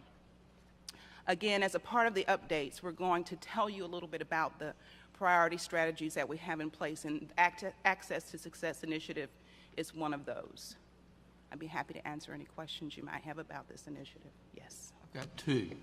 I'm assuming that you're sharing this data also with him and his staff, so that as they're looking at what they're doing for First to the Top, that they have the benefit of seeing that you are getting students who it appears are not prepared, and that they are adjusting whatever they need to be doing at the K-12 level so that those students are better prepared. And as you look at these programs where you reach back into high school, that those programs are targeted to make sure that you can lift that student to where they really do have the proper training education to move forward. Is that a fair assumption? Yes, and for instance, for this initiative, as well as other initiatives that you'll be learning about, including the Learning Support Initiative, when we began to do the trajectories that show how many students we think will contribute to completion when we have fully brought these initiatives up to bear, we take into account that K-12 is working on things as well that will have an effect on the number of students who come in underprepared and the types of initiatives that we'll need to deal with those types of students. So the information is being shared back and forth. And will they participate in this meeting that you talked about where you're going to get together and look at best practices? We will certainly invite them. And the second question is this. When I looked at your data that talks about the 4-year, and I'm not sure if that was just 4-year institutions or if it's students trying to complete a 4-year or get a 4-year degree. But here's my question. Have you also tracked for those students who are going through the community college and for the 2 years and then transferring, how they are doing? Do you have data that tracks the same way? Are you seeing the same gap? Or as they come through the community college and get ready to go on and transfer to a 4-year program, does that gap reduce because of the background and training they're getting at the community college level? The data that tracks transfers into 2-year programs, it tracks, if I'm correct, transfers from anywhere. And then at the 4-year, those who transfer into bachelor degree programs, it tracks students who've transferred either from a 2-year institution or from another four-year institution And to so- see whether, how they, for the two-year transfers, it's were they able to get that associate's degree within 4 years? And for the ones who transferred into a bachelor's program, were they able to get that within 6 years? So are you seeing that students who come through the two-year path and then move on, or is the gap the same as what you showed here? Is it different? This particular initiative doesn't track those students specifically, but we can track those as we do our overall completion tracking. If I could, Ms. Chairman, Dr. Nichols' presentation a couple times noted Public Chapter 967, is that right? Was that it? Or 937, 967. But what that represents really relates to what we're talking about, particularly with the interaction between or among our systems and the K-12 system. The initiative that statute calls for is a creation of a early secondary opportunity program, I think is the title that's in the statute. But it forces us to the table to work with each other and explore opportunities for those early post-secondary opportunities for high school students. The first meeting of that group occurred earlier this week, and I think it holds great promise in terms of really getting better communication across the K-12 and the higher education systems in terms of strategies that are in place and need to be in place, and a better understanding of the preparedness issues. Now, work is going on around that in a lot of different ways. The Common Core curriculum is one of the ways we're very engaged in trying to implement that. Dr. Height, as a matter of fact, has been very engaged in some of the work around Common Core and the assessments that are coming from that. But there is a clear recognition, I think, better than ever before at least, not as good as it needs to be, but better than ever before, of the connection between our success in higher education credentials and preparedness of students coming K through 12. That was another thing I think that the governor heard everywhere he went in those seven sessions was that as the issue. So, yeah, these initiatives all relate to the entire continuum of education across the systems. If there are no other questions, oh, sure. How confident are you to achieve the 2015 goal? I'm confident that we will make progress. We'll make significant progress, but because we have 2025 goals that are really important to Tennessee, we're very confident that we will achieve our goal of cutting these gaps in half by our 2025 deadline. Yeah, the access, just to kind of show it all, the Access to Success initiative, as was noted, started in 2007. And for a variety of reasons, I suspect, probably good reasons, we haven't really engaged the institutions until the last several months. So at a system level, from a data gathering, from understanding the problem aspect, we've been good participants in A2S in terms of strategies and actively engaging institutions to try to meet that 2015 goal. We haven't done so well.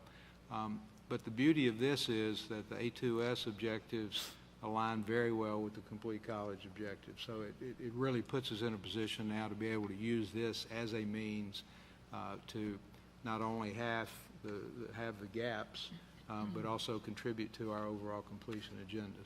So we think it fits very nicely, and you're going to see some, I believe, significant progress in the next 2 years, 3 years, and 4 years. Yes. And I don't know if this is for Wendy or Warren. Have we finished up on the branding of the community colleges? I can't remember if we finished that or not, or the status of that. Yeah, Dr. Nichols probably better, maybe a little unrelated to better what position to, but yeah, we've made good progress in that area and are moving that forward. Regent Ferris, in response to your question about the branding, we have completed the branding component. We have branded the Unified Community College System as Tennessee's community colleges. On the community college report that President Apple will be speaking with you shortly, on the front of that you'll see the shield and the 3 stars. That's the official brand. All of this could not have been done without the very, very, very hard work of Matthew Gann. We are currently completing we'll actually be doing interviews next Thursday for a communications marketing person specifically for community colleges. Once that person is in place, we'll be able to go to the next stage, which is the actual implementation of a statewide marketing plan. But we wanted to get that person on board before we did that. Thank you. Yes, sir.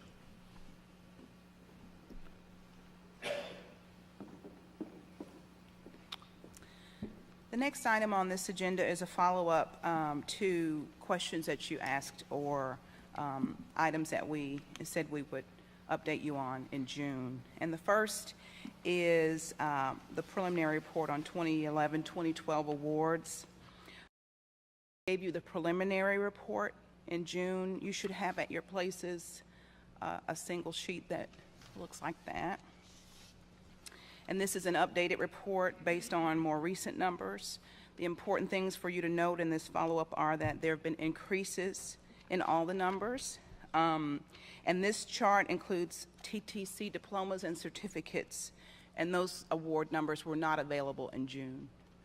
So this is an update to the awards for 2011 and 2012. If there are no questions, the next item is, at the last meeting, we were asked to provide information on how the 2025 completion agenda goals compared to historical growth and credentials. And on the flip side of that same piece of paper, we have provided you with a chart that shows historical credential production from 2002 to the completion agenda baseline year of 2008-2009.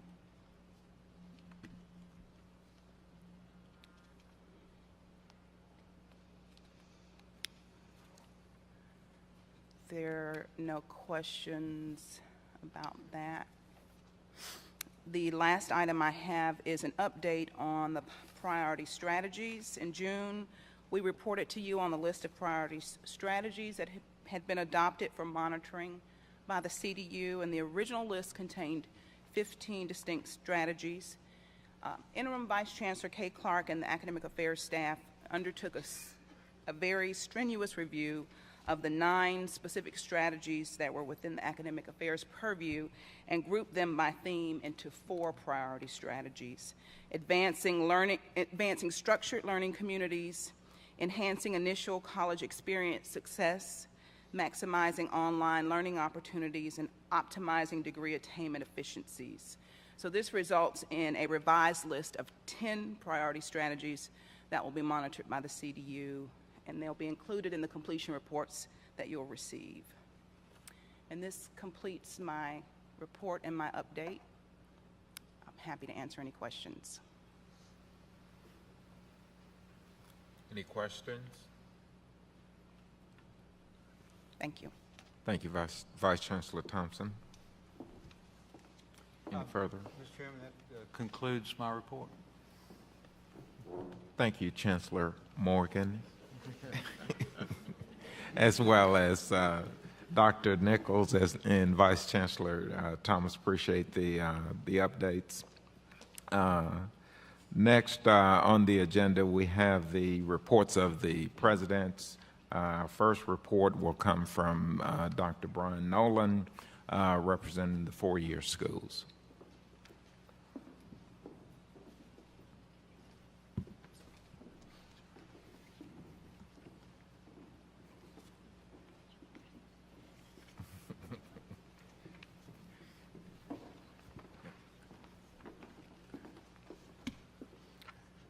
Thank you, Mr. Chair, members of the board. Good morning.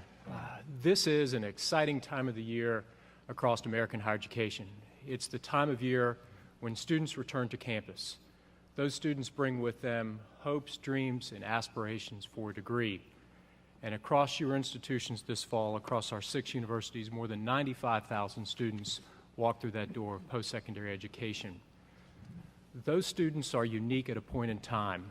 They are unique because this generation is the first generation of college students who have been asked to mortgage their future to pay for their present.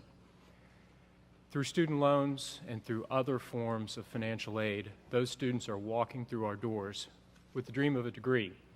That degree is at the center of the Complete College Tennessee Act, and it's the center of everything that we're doing in the university system to ensure that those students who begin the educational experience, those 95,000 students, have the opportunity to receive the degree within 4, 5, and hopefully 6 years. We take that charge seriously, as evidenced by the fact that 80% of our students who enroll as freshmen are retained the following fall. That 80% retention rate is an improvement over where it's been in the past, and under the leadership of the Chancellor and through the efforts of the Complete College Tennessee Act, we're going to move that number upward. This spring, we had record graduation numbers at almost every institution. In fact, more than 17,500 degrees were awarded across the system this spring. And I know at ETSU, we had the largest graduating class in the history of the university. That focus on degrees is central to our longstanding mission of teaching, research, and public service. And as you'll see in the High Signs report, there are a lot of great things happening across your colleges and universities. I'd like to focus on a couple of highlights from the High Signs report, but note on the front end that we're going to look to make some changes to this over the course of the year, focusing as much on students as we do on the accomplishments of the institutions and our administrative teams. At Austin Peay, you'll note that Austin Peay was selected by the Chronicle of Higher Education as a great college to work for, receiving an honor roll recognition. This is a prestigious award. It is a testament not only to the leadership of Austin Peay State University, but also of the willingness of that leadership to assess the campus climate. It is an act of bravery for a president to want to know what their employees feel about the leadership, and I commend Austin Peay for moving in this direction and for being recognized as one of the top universities in the country. Austin Peay has also broken ground on the Mater Mathematics and Computer Science building, which will house the institution's math, statistics, computer science, and information technology departments.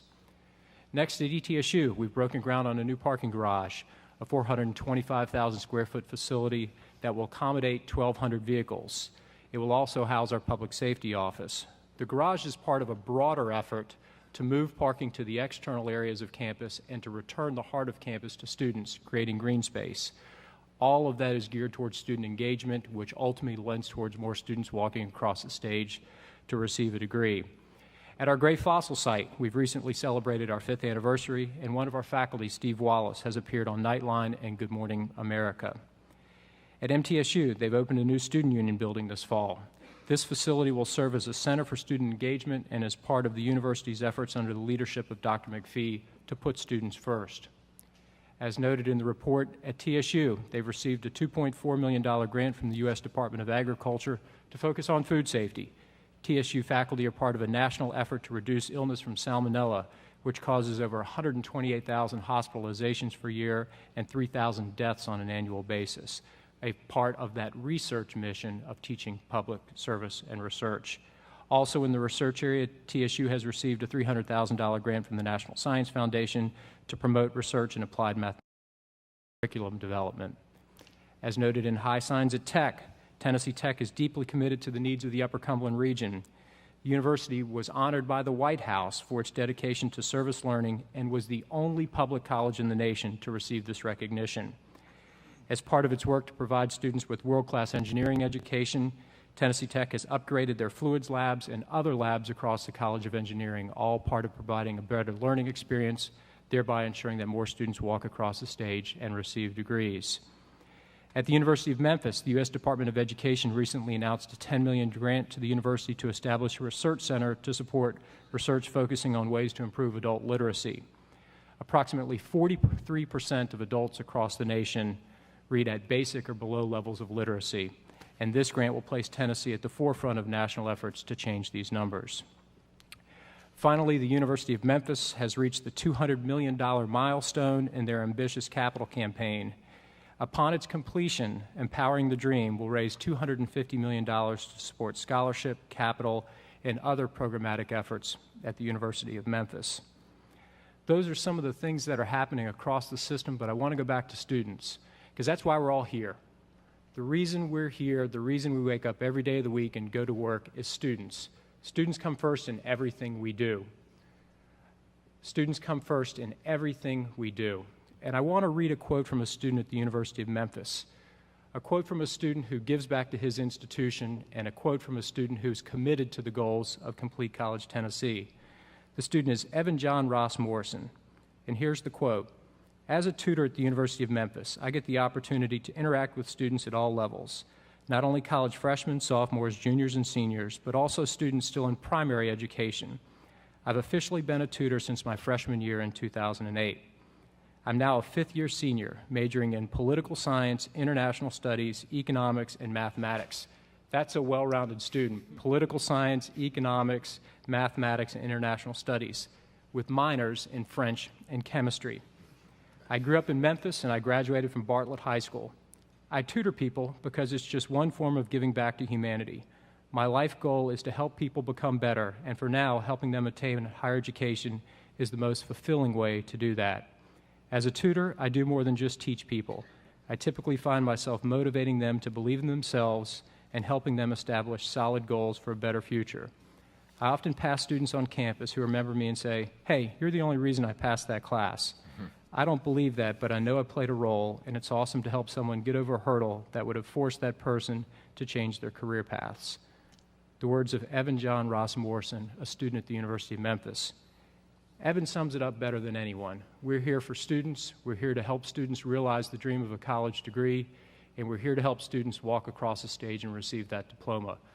The High Signs Report has historically talked about things that we do on campus from an administrative perspective, and in the future we look forward to bringing you more stories of students, because students are what wake you up in the morning, and students are what put a smile on your face when you go to bed at night. Thank you, Mr. Chair. I'd be happy to address questions. Thank you, Dr. Nolan. Excellent report. Are there any questions from any regents? Seeing none? Thank you, Dr. Nolan. Next, we have the report on two-year schools, and Dr. Mary Lou Apple will present that report.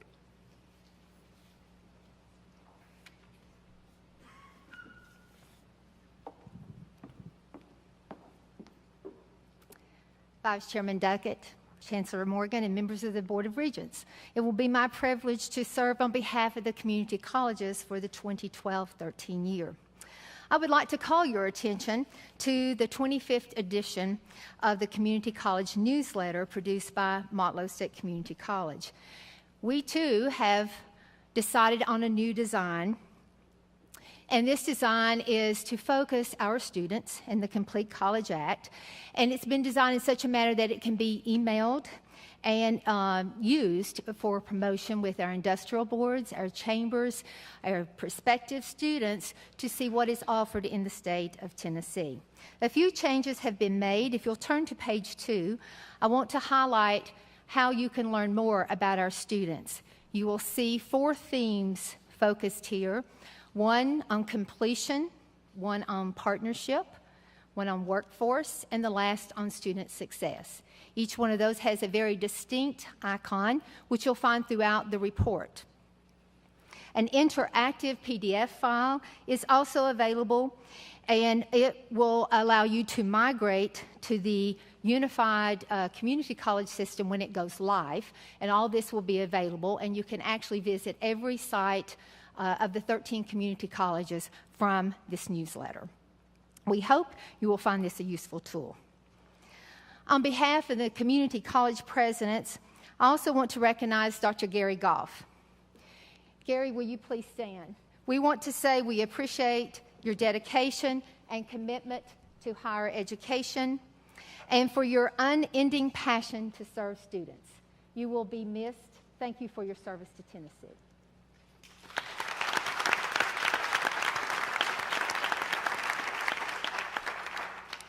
Today, 2 of our community colleges will share with you a feature story. The first presenter is Matt Waters. Assistant Professor of Television Production, Matt Waters is the Program Manager of Roane State's TV Production Program and the General Manager of Roane State, City of Harriman, Channel 15. Professor Waters will provide you with a short introduction on a student TV production begun under his leadership.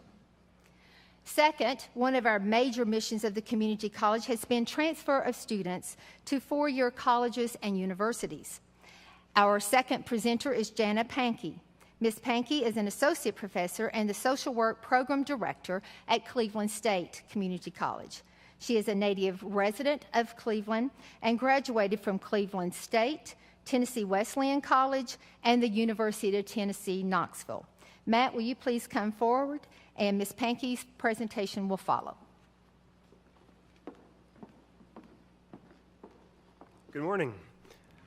Roane State operates a cable-only television station on Comcast Channel 15 that is owned by the City of Harriman, where we've been able to turn this into a lab for students. So students are able to come to the TV station to learn how to direct, how to run camera, how to handle graphics, and how to put together TV programming.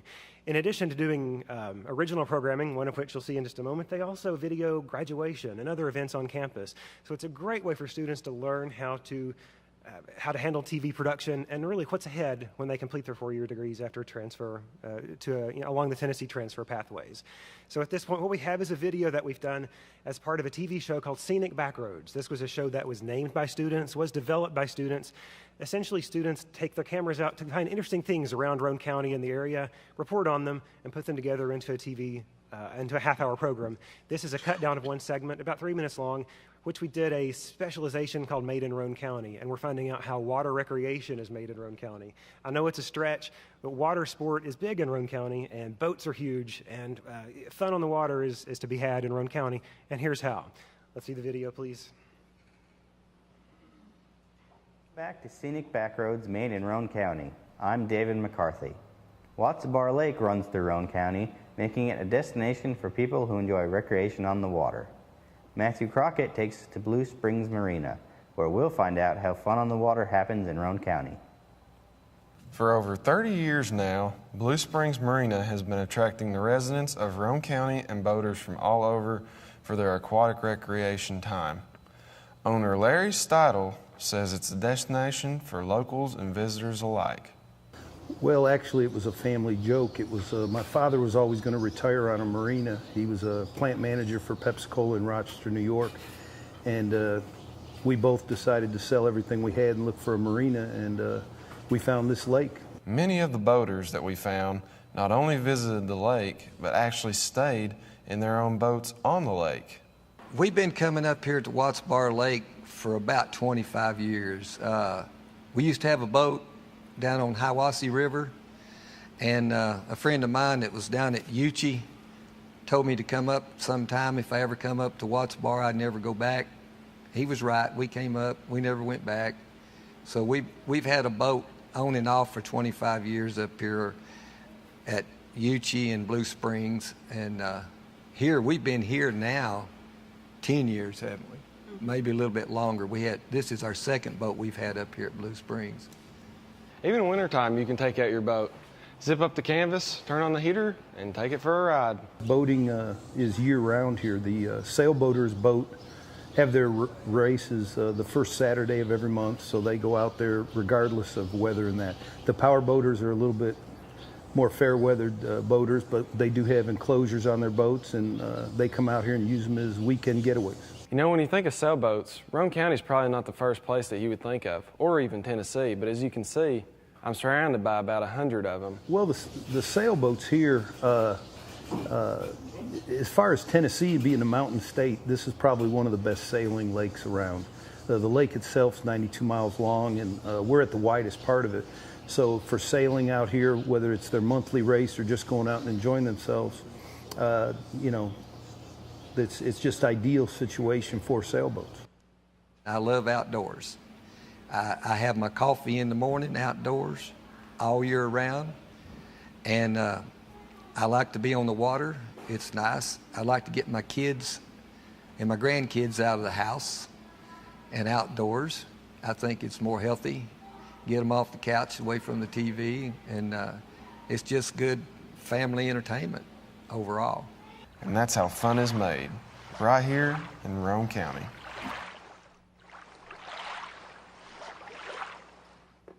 I'm ready to go live on a boat on Watts Bar Lake. Our students come up with the ideas for the program. They shoot it themselves. I help with the editing as need be, but they edit it as well. And so this is entirely a student-made production.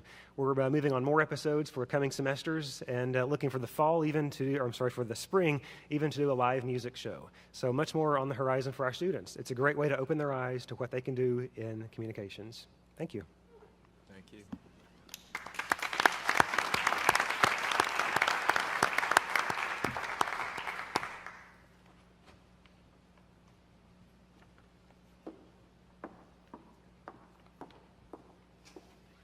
Good morning and welcome to Cleveland State. I would like to introduce one of my former students, Linda Howerton. She is a member of the alumni of Cleveland State Community College, graduating with honors and earning an Associate of Science degree in Human Services and Social Work, and also an Associate of Science with an education concentration. She successfully transferred to the University of Tennessee at Chattanooga, where she graduated with honors, earning a Bachelor of Science degree in Social Work. In 2009, she successfully completed her education, receiving a Master of Science degree in Social Work from the University of Tennessee at Knoxville.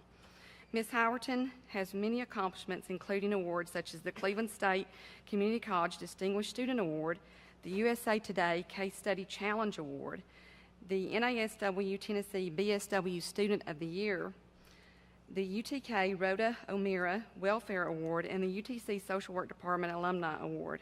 She also was a member of the All-Tennessee academic team during her time at Cleveland State. Ms. Howerton is currently employed as a school social worker with the Hamilton County Department of Education in Chattanooga, Tennessee, and is an adjunct instructor here at Cleveland State. Please join me in introducing Linda Howerton.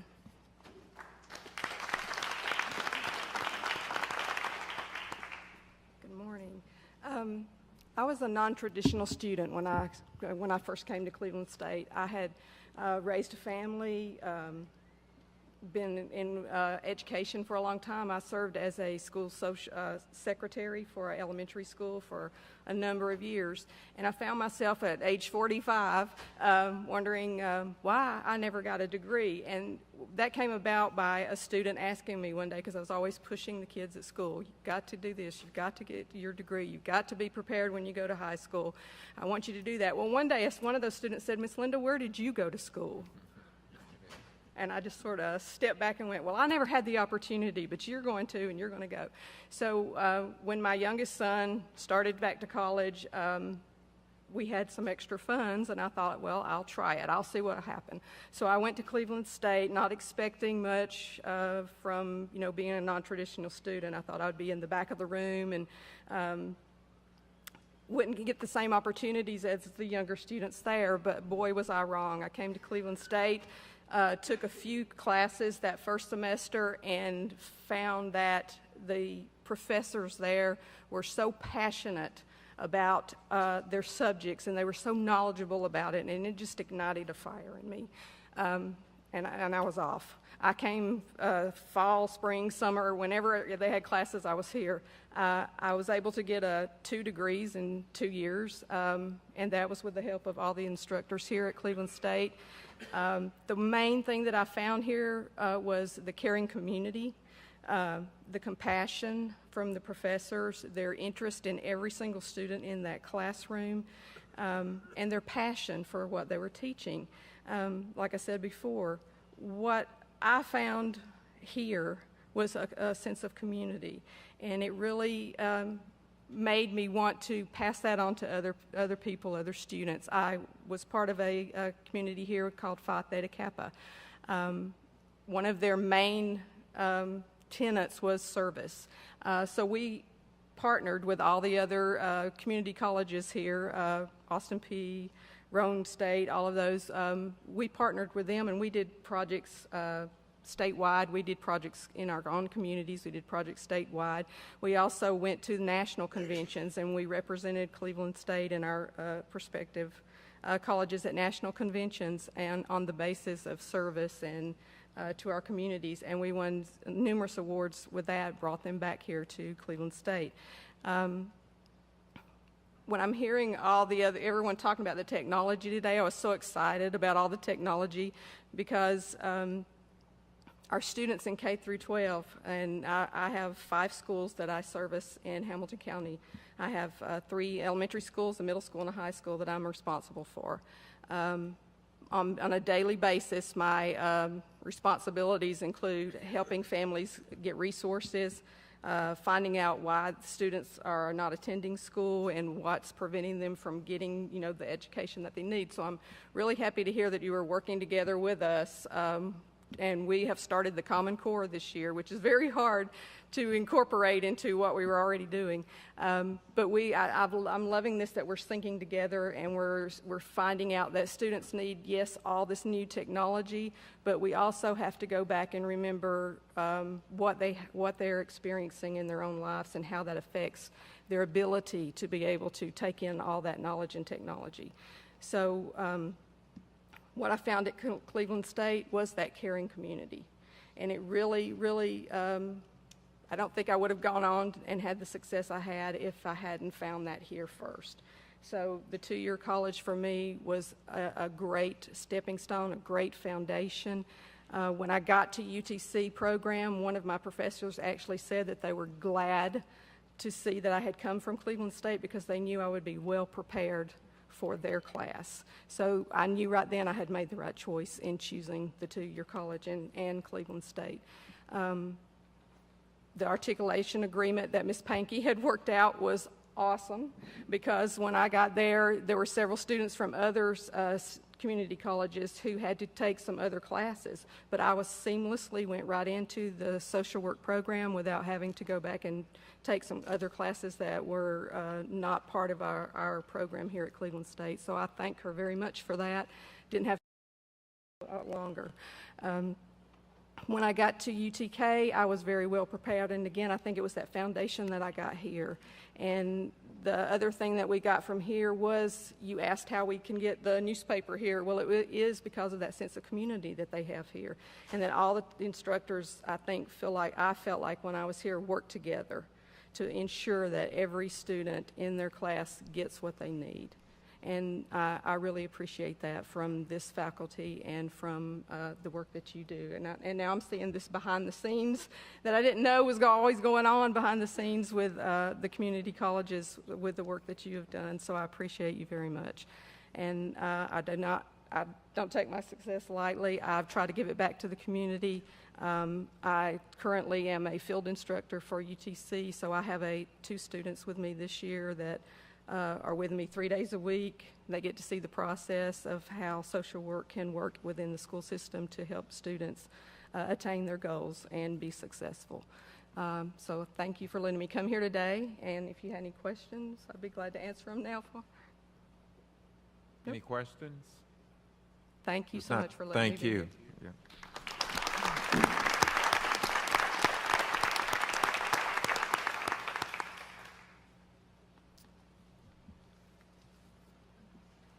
Yes.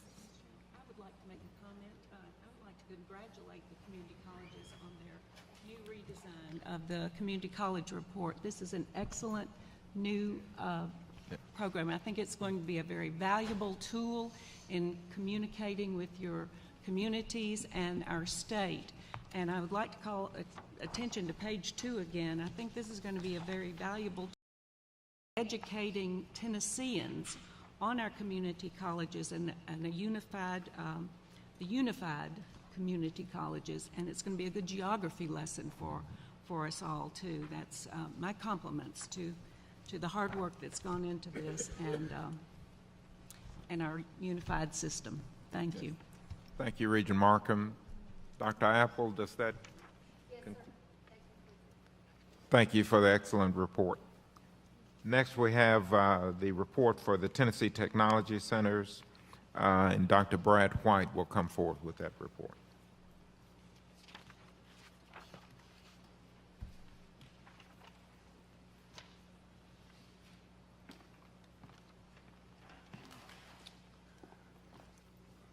Vice Chairman Duckett, Chancellor Morgan, Regents, Good morning. I'm going to have to move this skull.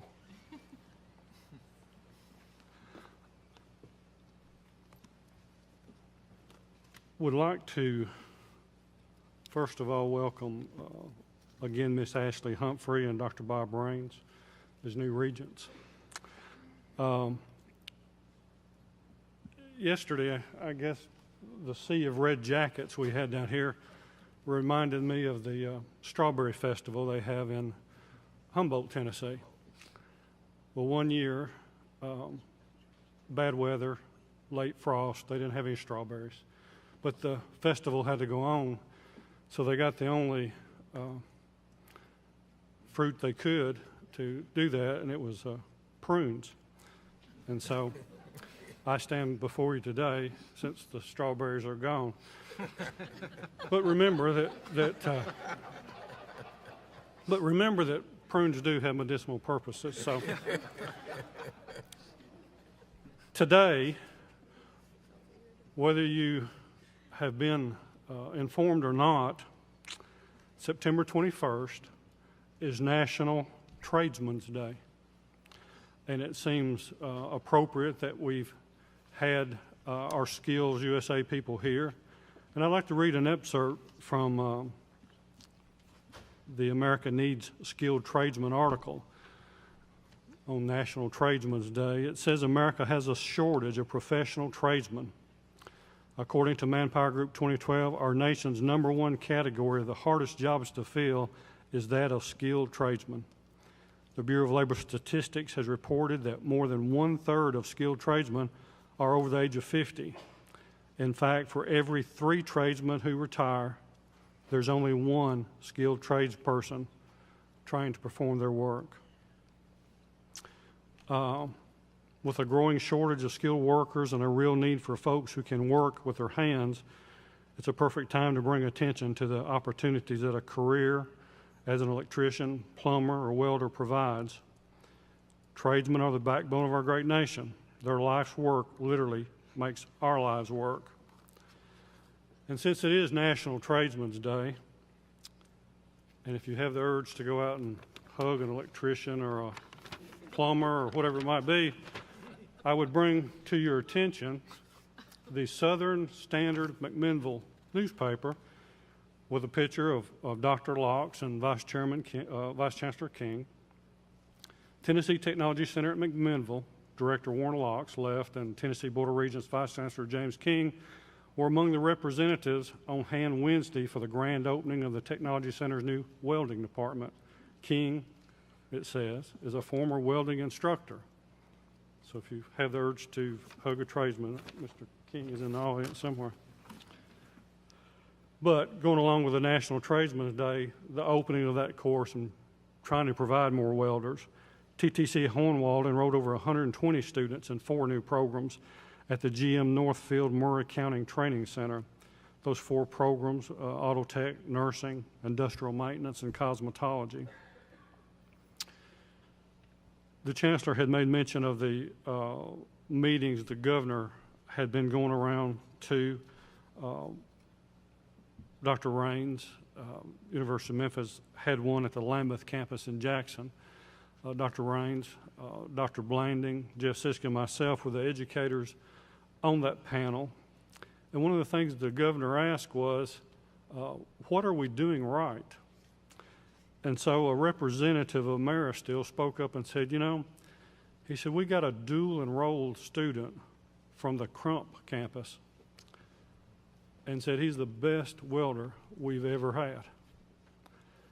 And through that comment, Mr. Sisk received a phone call not too long ago, unsolicited, from this person who made a donation of between $8,000 and $10,000 of steel to the welding and machine shop programs at Crump, Lexington, and Jackson. And for the new director at Crump, make sure Jeff gets you that steel. So we're being recognized. There's an article in the Chronicle of Higher Education that highlights the technology centers. The title is Less Choice, More Structure for Students, in a Tennessee system. It works. And I'm not going to read you that article. Be glad to get it to you. When I first read that, I was taken back a little bit when it said less choice, because I feel like we give our students a lot of choice. It's not you're going to be a welder. Is it going to be MIG, TIG, oxyacetylene, plasma cutting, all kinds of choices within that area. But I understand what they were getting at. And then in the Washington Monthly, there was an article that said, when no choice is the best choice. Again, talking about the choices that are made at the technology centers. Two articles that highlight what we do. We've been getting lots of notoriety. Texas Technical College has been to the Nashville campus twice, in June and August, and brought with them their faculty to talk with. They didn't want to talk with administrators. They wanted to talk with the TTC faculty. They want to know about competency-based instruction. They want to know what we're doing, why it works, and how we're doing it. Also, I have trouble with this, doctor per year. The reason is, in Henry County, we have a town spelled the same, but it's pronounced per year. Not per year. And I've been trying to convert her to the right pronunciation, but I haven't got her there yet. But Dr. Per year has been to Ohio to meet with them about Community College Act and how the technology centers and our curriculum works. Texas, again, Technical College has been here, and I think Dr. Per year has been to Wyoming as well. We need her to stay here and work with us, but everybody needs her expertise. So we're getting lots of recognition. The preliminary data for September shows that the technology centers looks like have a 3% increase in enrollment. That in part, I think, is due to the support we have here, and we would like to thank Regent Markham for her support as chairperson, and not just as chairperson. I know all the regents have supported us, and it does us good to have your ear and to be able to talk to you when we need to, and we appreciate that. We want to welcome Regent Varlin as the new chair, and look forward to working with you in the service for the TTCs. To Arita Summers, the new director at Crump. Vice Chancellor King made note that she'd worked at Dixon and the assistant director at Nashville. You know, if you don't plant the seed, you'll never get the plant. You'll never get that stalk of corn. Arita Summers started out as a student at TTC Paris. I just think I better make that clear. She went through our cosmetology program and became an instructor trainee. She went on from there to become an instructor at Dixon. So we're taking full credit for her accomplishments since she started at Paris. So, and we do West Tennessee, and look forward to working with her. And I know she's going to do a great job, and she's going to be a big help to all the directors, especially some of us in West Tennessee. As a point of privilege, I would like to ask if Vice Chancellor Shelley Travis, Vice Chancellor of Student Services and Skills USA, if she would come up for a short presentation.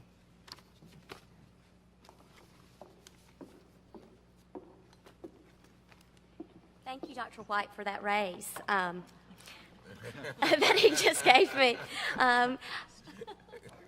We would like to, first of all, thank Fran Markham for her service as the TTC committee chair for the last year.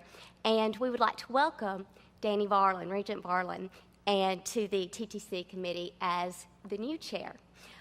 What I would like to do is present to Regent Barlin a plaque in recognition and appreciation for your support of Skills USA and the Tennessee Technology Centers.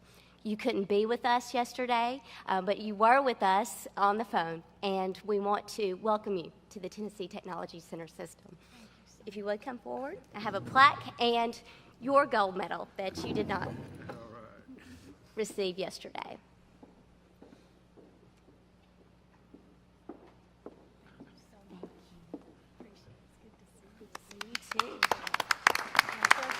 Your first gold medal. Good to see you.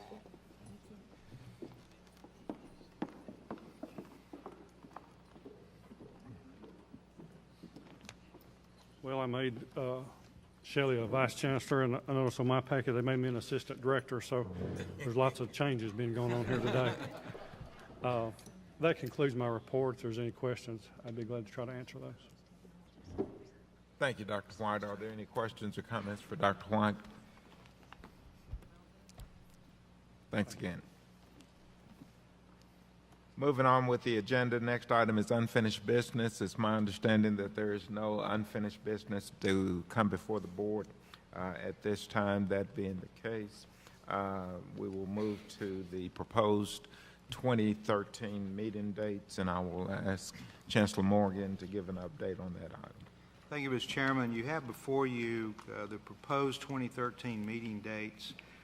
They are Wednesday evening, March 27th, and Thursday, March 28th for a board retreat. That would be our second retreat. A location will be in Nashville, but we're working on specific locations. Friday, March 29th would be the quarterly board meeting. I want to point out to you so that everybody realizes this, that is Good Friday. So think about that here for the next couple minutes. It's a business day for us, so it's not an issue for us.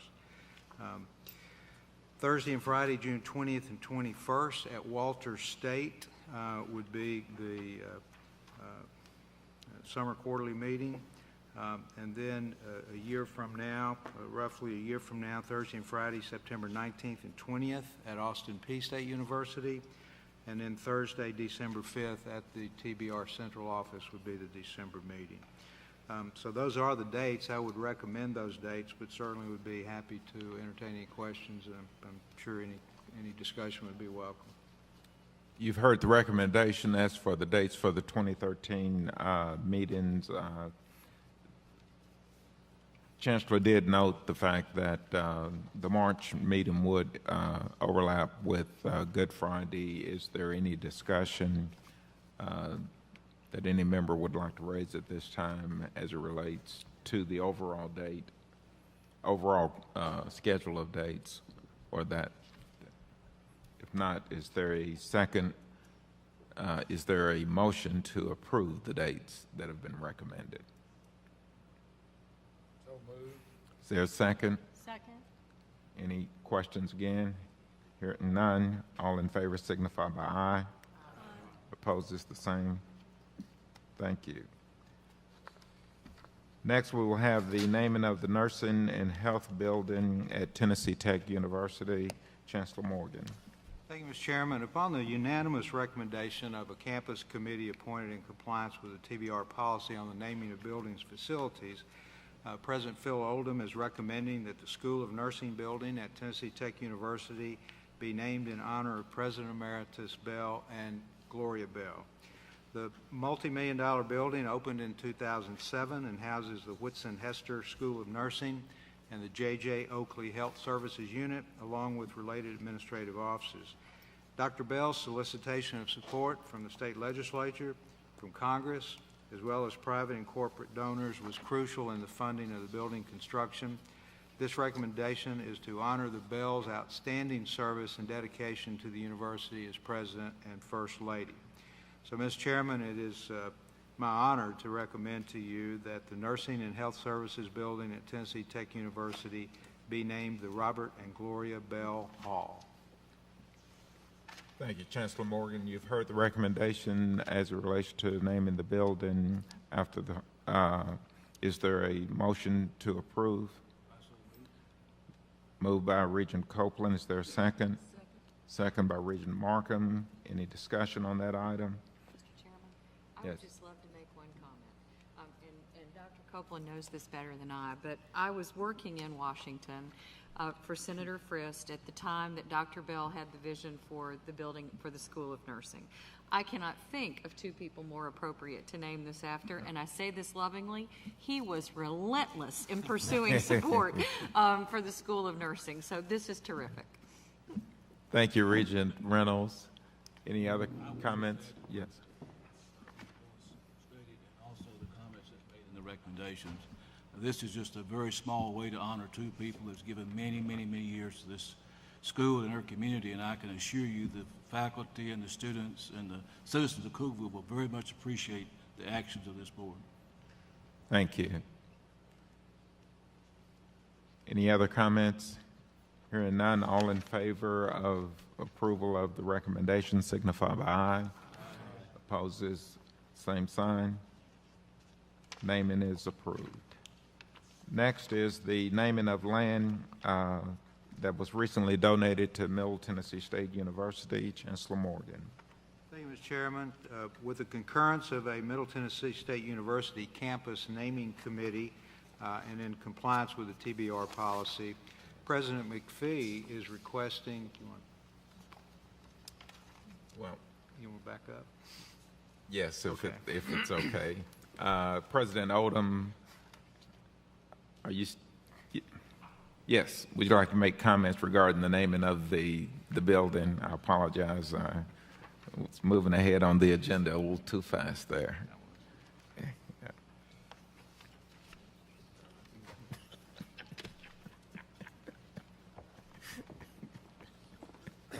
Thank you, Mr. Chairman and Chancellor and Board. Thank you for this opportunity, and thank you for your support in naming the building in honor of two wonderful people who have dedicated so much of their career and lives to Tennessee Tech University.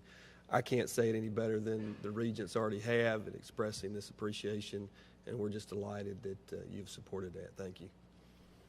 Thank you, and apologies for moving ahead there.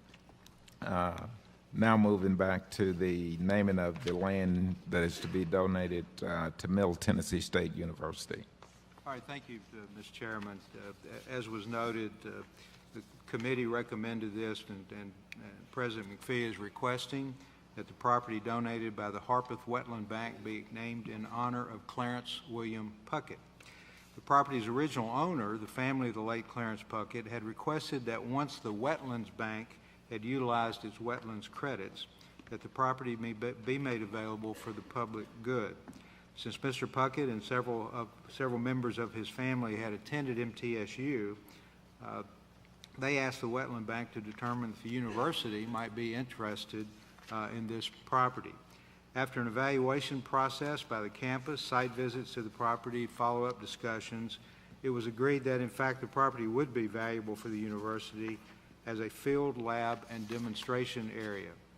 The land, known throughout the community as the Puckett Farm, was donated with the support and encouragement of the property's previous owners. Former MTSU employee Betty Rowland, her sisters, Mary Taylor and Ann Hartman, in honor of their father, Clarence William Puckett. Mr. Chairman, I recommend approval that this property be identified as the Clarence W. Puckett Conservation and Environmental Field Laboratory, and upon your approval will be noted as such with proper signage and university maps. You've heard the recommendation that the name of the property be accepted, in fact referred to as the Clarence W. Puckett land. Is there a motion to accept the recommendation? Motion by Regent Reynolds. Is there a second? Second by Regent Raines. Any discussion? Hearing none, all in favor signify by aye. Opposes the same sign. President McPhee, would you like to come forward, please, and make further comments?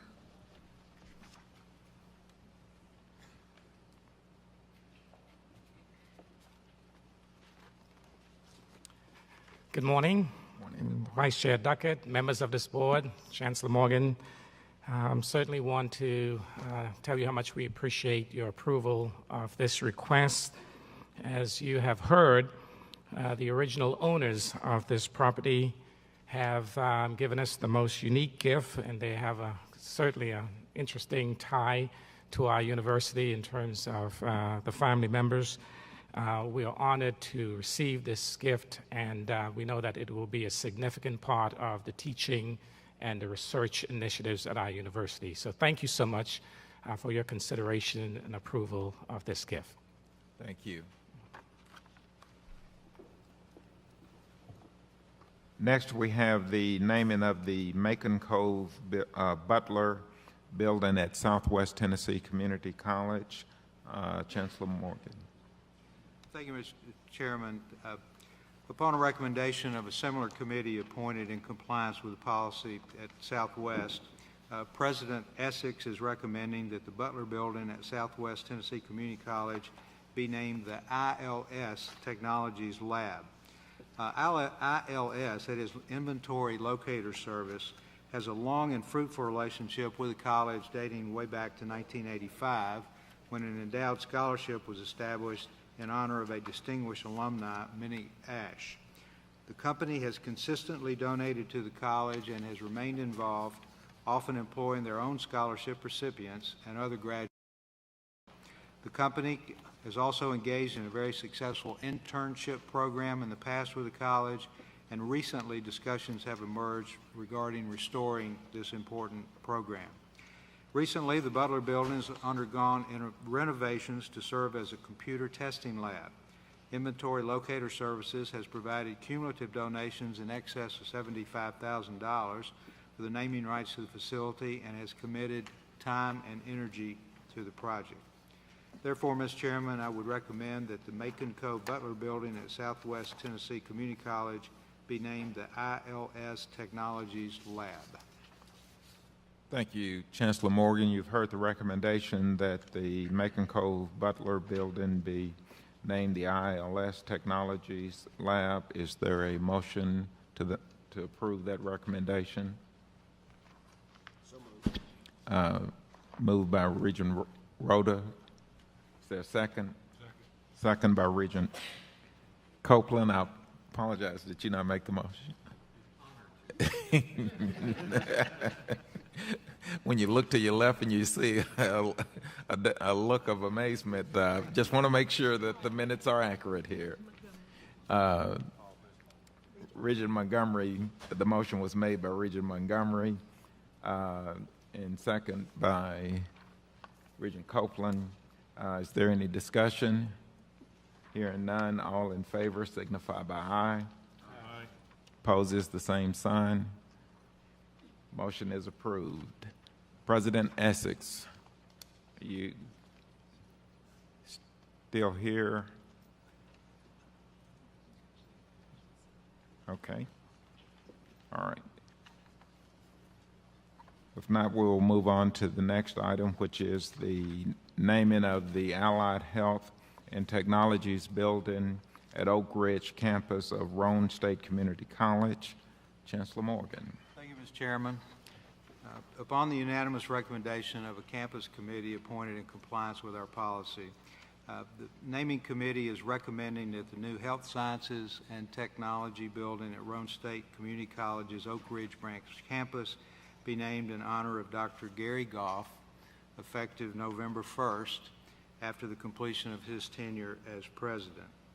This designation will recognize Dr. Goff's tireless dedication to this project, to the community, and really to providing world-class educational opportunities for Roane State students. Under Dr. Goff's leadership and thanks to his commitment to forging partnerships, Roane State raised $2.5 million for this project.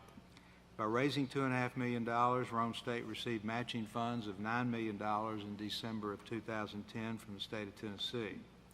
The Health Sciences and Technology Building is just one example, and there are many, one example of Dr. Goff's visionary leadership and his unwavering determination.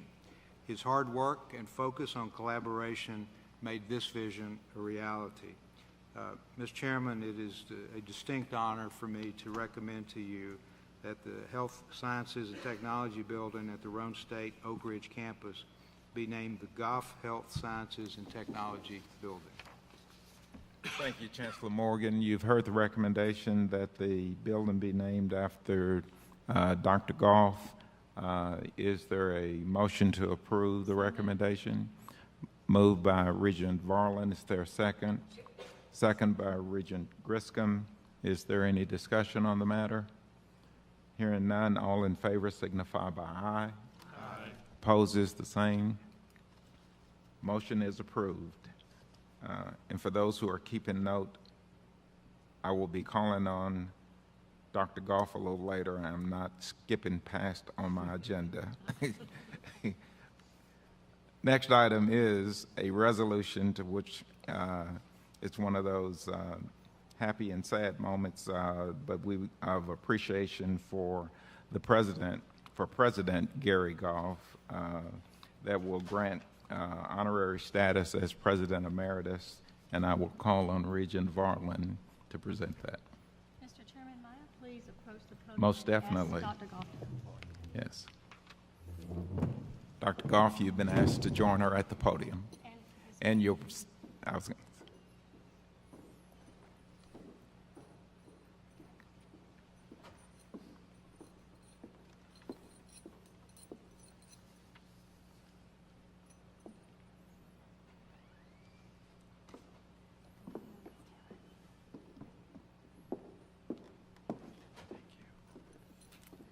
It is a great privilege to be able to present this resolution of appreciation for the service of Dr. Gary Goff to the Tennessee Board of Regents.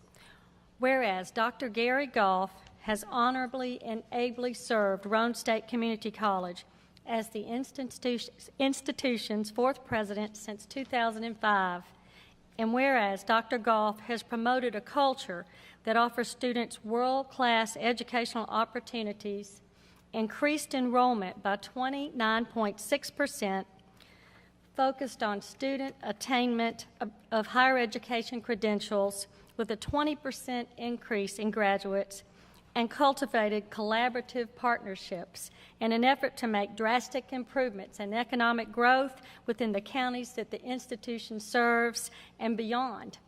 And whereas under Dr. Goff's leadership, and thanks to his commitment to forging partners, Roane State raised private funds and received state matching funds to build what is now known as the Goff Health Sciences and Technology Building at Roane State's Oak Ridge branch campus, opened a higher education center in Morgan County and a higher education center in Campbell County.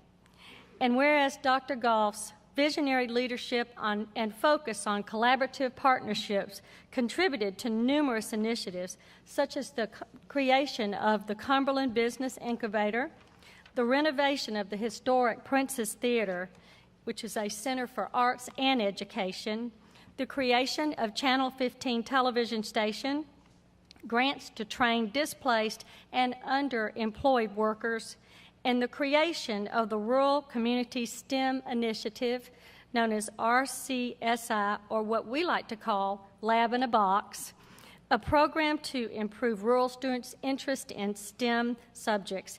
And whereas under President Goff's leadership, Roane State received $9.2 million in grant funding and $9.7 million in foundation funding, and whereas during his tenure as president, Roane State has ranked 6th nationally for producing technician and technology degrees, 3rd in Tennessee for graduating registered nurses, recorded a 97% first-time pass rate on state and national licensure exams, recorded a job placement rate of 98%, and was ranked the 27th best community college in the country by stateuniversity.com.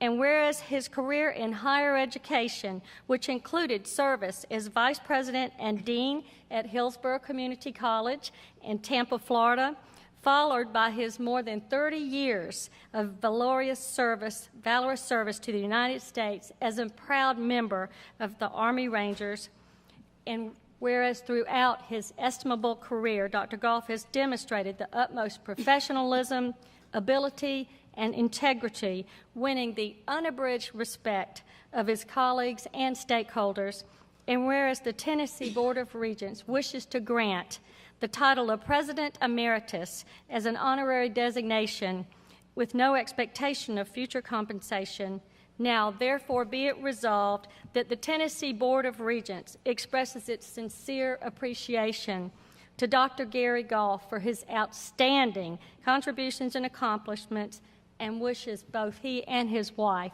the very best retirement.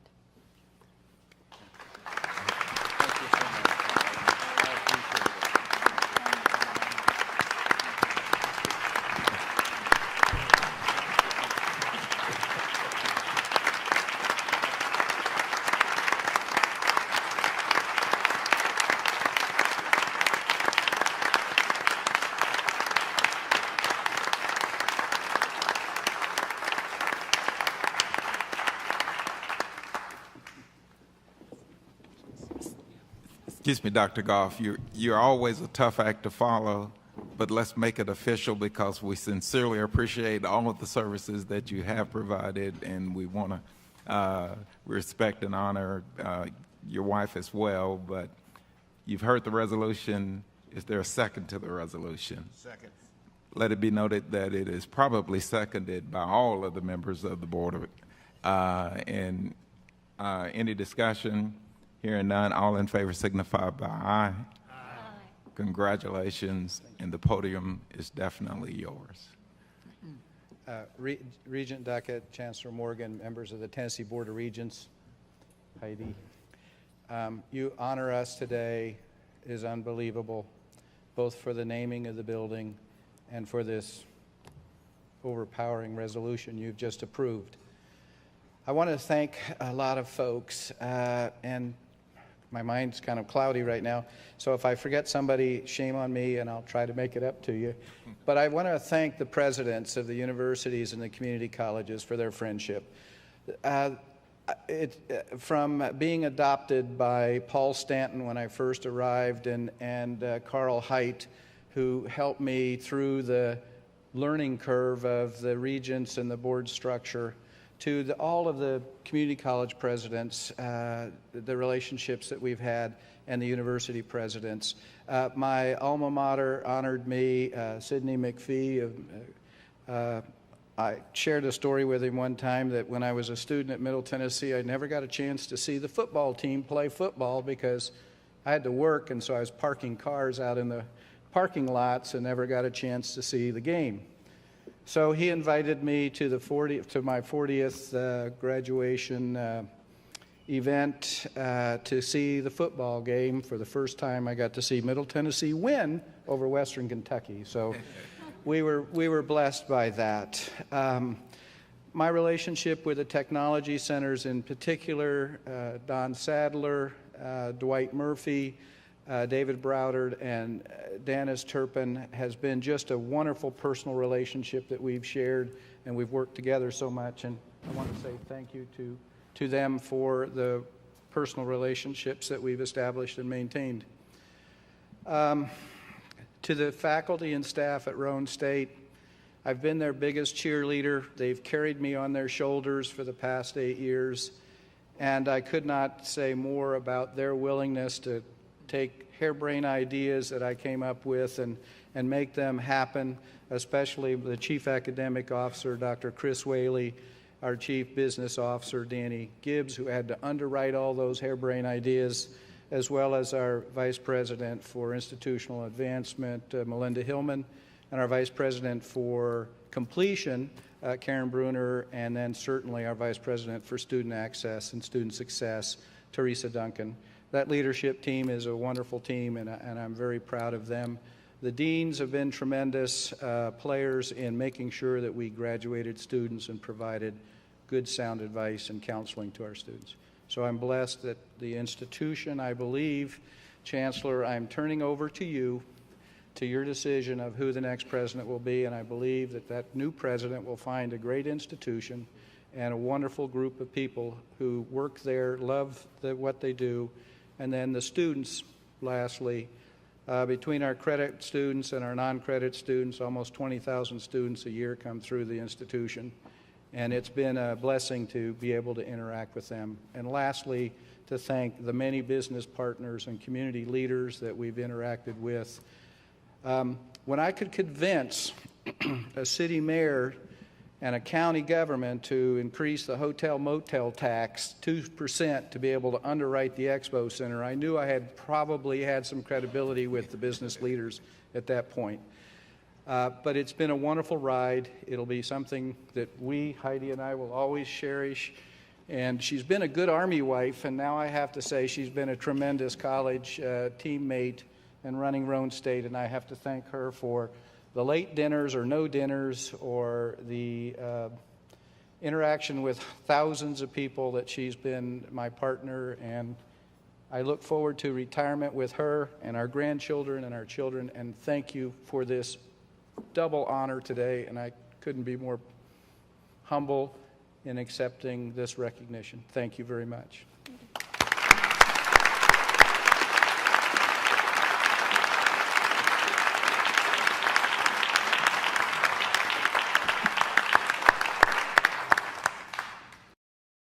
Congratulations again, Dr. Goff and Heidi. I have a spouse that I understand the sacrifices that you make and support that you give in allowing Dr. Goff to do the things that he has done on behalf of Roane State.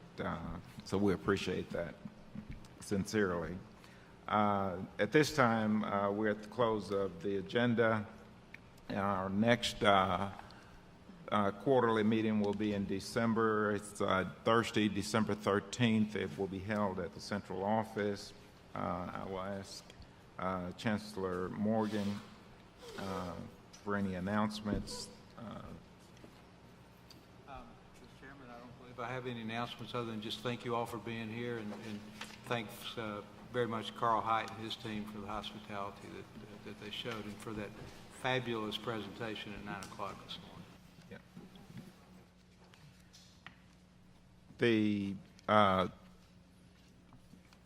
I too join in, as I did earlier, in thanking Dr. Height and the whole team and staff for the work that has been done. I'll ask finally, is there any further business to come before the board? If not, the meeting is adjourned. Thanks, everyone.